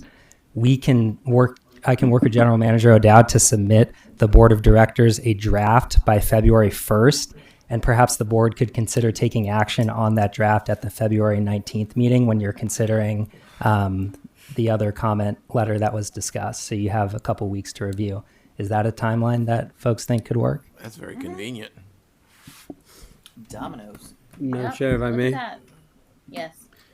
The timeline seems fair. It looks like Joe, and appreciate that.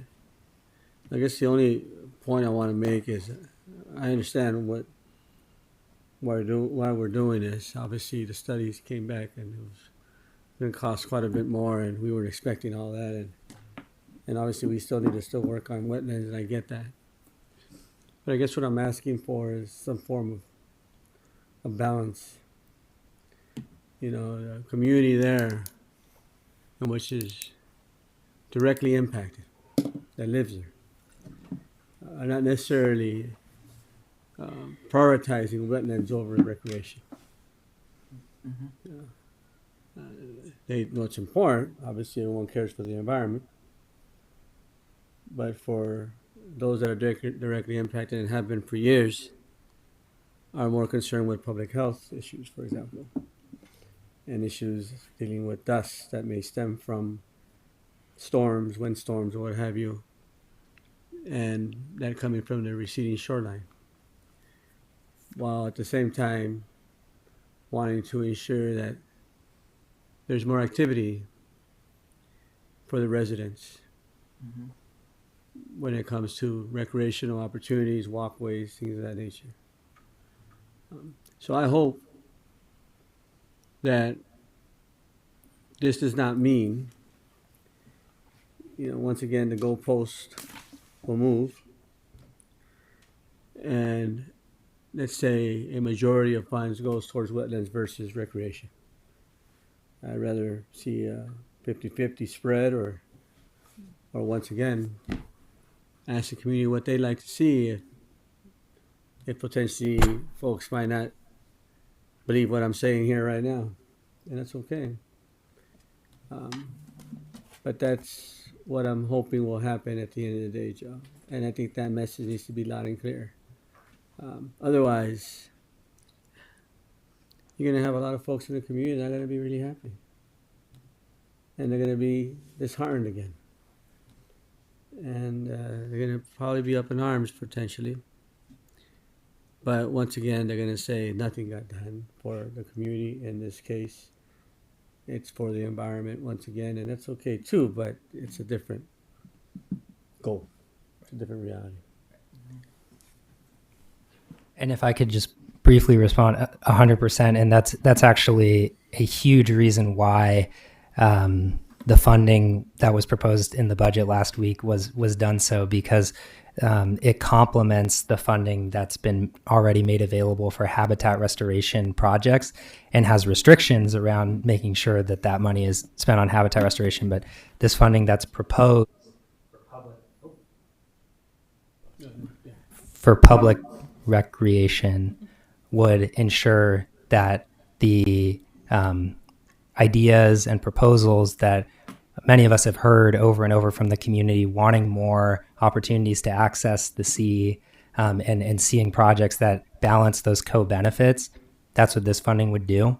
And that's why we're really excited about this proposal, and we hope to have your support. And obviously, we want to continue to move forward with the climate bond funding last year and the implementation of that in a broader project and what that could achieve. So point well taken, and look forward to working with you and the rest of the board to hopefully make that happen.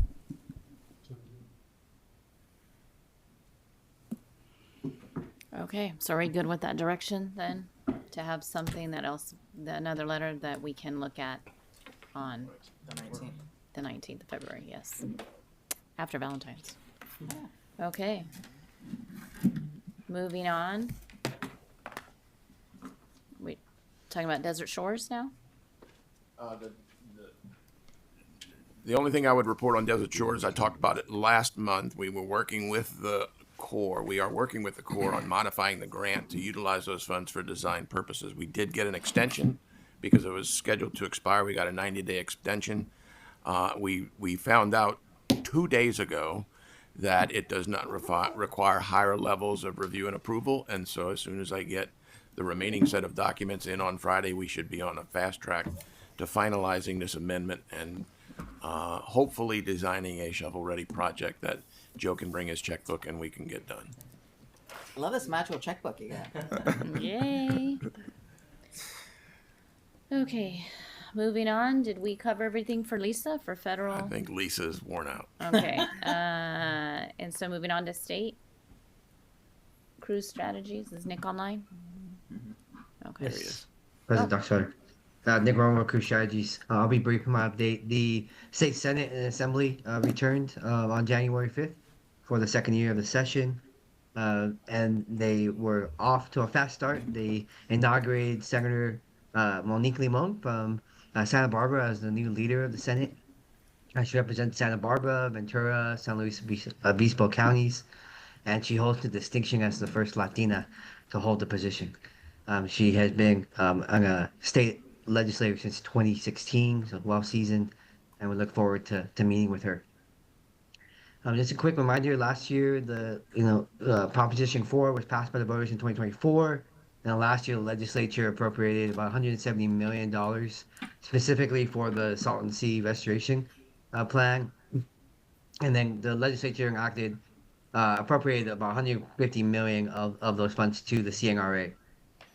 This year, last week, the governor proposed his budget, and he proposed to use about $30 million of the funding for DWR to support nature-based solutions. This is something that we're watching closely. We continue our efforts to bring funding to the authority through Pot 4 and through the general fund, and we'll be bringing back to you a budget request and a plan to work with Director Shea and the team, as well as our legislative delegation, Senator Padilla, and I said, remember Jeff Gonzalez. So we've started those discussions this year with them. I would look forward to having them, and I think finding a path forward for both the Conservancy and the authority, finding the funding streams and making sure that there's no duplicative work, while also making sure that the authority continues to engage the community, particularly in relation to the feasibility study, is critical. And so I think these conversations have been positive over the last few months, and you'll be hearing a lot more from us in our conversation with your state lawmakers. Happy to take any questions. Does anybody have any questions? All right. Thank you, Nick. Appreciate it. Can we move on to Miguel? Is he on next? I saw him on the Jumbotron. Yes, thank you, Madam President. Fellow members of the board. Just brief update on behalf of the Salton Sea Management Program. As it was mentioned, we had a couple meetings last December before the end of the year for an end of the year recap on our program. We shared a lot of good information with residents of Coachella, residents of Raleigh. As it was mentioned by General Manager O'Dowd, both meetings were well attended. Also, thank you to General Manager O'Dowd for participating at those meetings. We shared about our projects, but also shared or invited our partners at the U.S. Army Corps of Engineers to share more about the Salton Sea feasibility study and what the process looks like and kind of like the next steps for this process.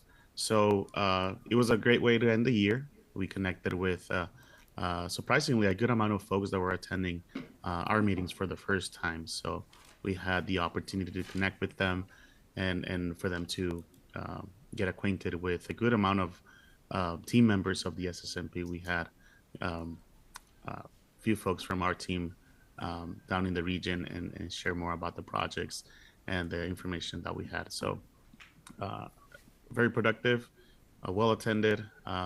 Also shout out to Audubon for providing the tamales for the evening. So that was great. So yeah, just wanted to give you a quick recap on that. And moving on to this year, we actually were able to hit the ground running with our first tour at the SEH, which happened last week with a group of students from Desert Mirage High School. They are part of a Green Academy program, and Mr. Krebs is the one in charge of this cohort. And the group was able to be there for some of them for the second time. We had this group help us with some of the installation of artificial burrows at the project site a couple of years ago.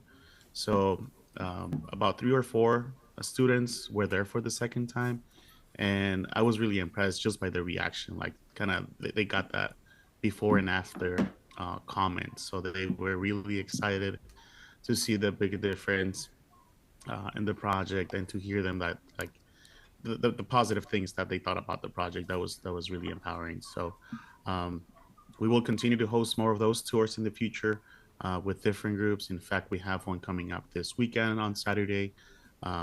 We are offering a tour as part of the Salton Sea Bird Festival. And if you're familiar with that, it's a great event that happens early in the year with multiple stops around the Salton Sea. And this year we signed up to offer a tour at the SEH project. The registration form, however, it's already full. We have a full bus, a bit more than 50 participants will be joining us on Saturday morning. I assume there will be some great pictures to show on our social media and our newsletters, so I'll share more of that then. So yeah, we were hitting the ground running with this different engagement opportunities. We also have some other public meetings in the horizon, which I'll be reporting back in the future, and also, of course, our annual report in the month of March. So the beginning of the year is looking pretty good, and hope to continue the collaboration with the authority and its member agencies for a great 2026. And that concludes my report. Thank you, Miguel. Have fun this weekend. Salton Sea Festival, Bird Festival, everybody go. Oh, Honey Festival in Westmoreland too. It's going to be a busy weekend. Yeah. Thanks, Miguel. Appreciate it. Mr. Arroyo, you're up. Tell us how many people have been visiting. My drive today was beautiful and perfect. That's great to hear. I'd be remiss if I didn't acknowledge the great diverse representation of the Big Ten Conference here today. Joe from Ohio State, Joe from University of Michigan, alma mater dear, the University of Southern California. Nice. Fight on, Supervisor Kelly. Let's AC over here. Right on. You know, the weather is nice right now. Great time to be out. We are starting to see the initial sprouts of wildflowers throughout the desert. I'll speak specifically for my 5 desert state parks. It's looking good. Too early to tell what kind of bloom it's going to be, but it's looking great out there.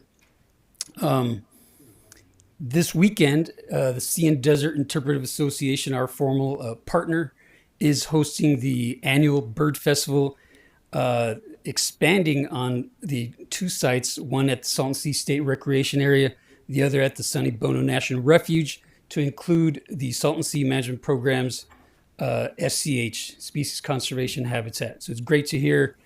A lot of preparations goes into that. We expect a few hundred people out at the recreation area. I'm sure there'll be a lot more people at the other two sites. I hear that the tour bus is full at the SCH, so it's great to hear. In addition to that, we are finalizing the plans. We have our dates set for the Salton Sea State Recreation Area General Plan community meetings in February 18th at Bombay Beach. We're generating flyers right now and getting that, but this is the first public announcement of those two meetings, one at February 18th at Bombay Beach Community Center, and the next night, February 19th, at the North Shore Yacht Club. March 11th, we're targeting a stakeholder meeting. Look out for a notice on that for the SSA. What else? We completed the pedestrian walkway connecting the visitor center to the jetty, just short of a mile. It took a long time, but it's finally complete. It had taken some pretty good damage over the years, 50 plus years.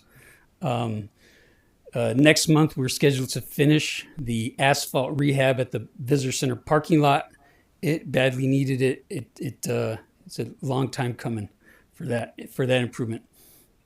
We continue to do outreach, most recently with the Desert Recreation District, and we continue to partner not just in the north area, but also in the south with the Aspire program down in Imperial County last week. So our crew is very active, and we look for other opportunities to engage, not just at our parks, but out in the community. I can entertain any questions at this time. Just if I may make a quick inquiry, the Scorpion Adventures, when are those coming up? Or the Night Scorpion Adventures? Yeah, those are great. We any dates on those? We don't have dates right now, but we kind of feel for the popularity of some of the programs. We had an astronomy night close to the end of the year we had about 75 visitors at Ocotillo Wells SVRA. Great time to be out. So we definitely looking for more opportunities. So I'll ask our staff to figure out when we have our next scorpion hunt. They're great if you haven't been. Great opportunity to see scorpions. So I have my own black light, so yeah. Yes. Cool. Thank you. We appreciate it. You're welcome. Anybody else? Really good. We always appreciate you coming to our meetings. Is Alan Pace online? Salton Sea Action Committee? He was. I gotta hurry up. I didn't see him, Madam President. Okay. Then we're up to you, Mr. O'Dowd. I think we have said enough. Thank you. Appreciate that. All right. Everybody's ready for lunch. Okay, at that, I declare this meeting adjourned. There you go. 12:22. Recording stopped. Listen, do you have my right contact info?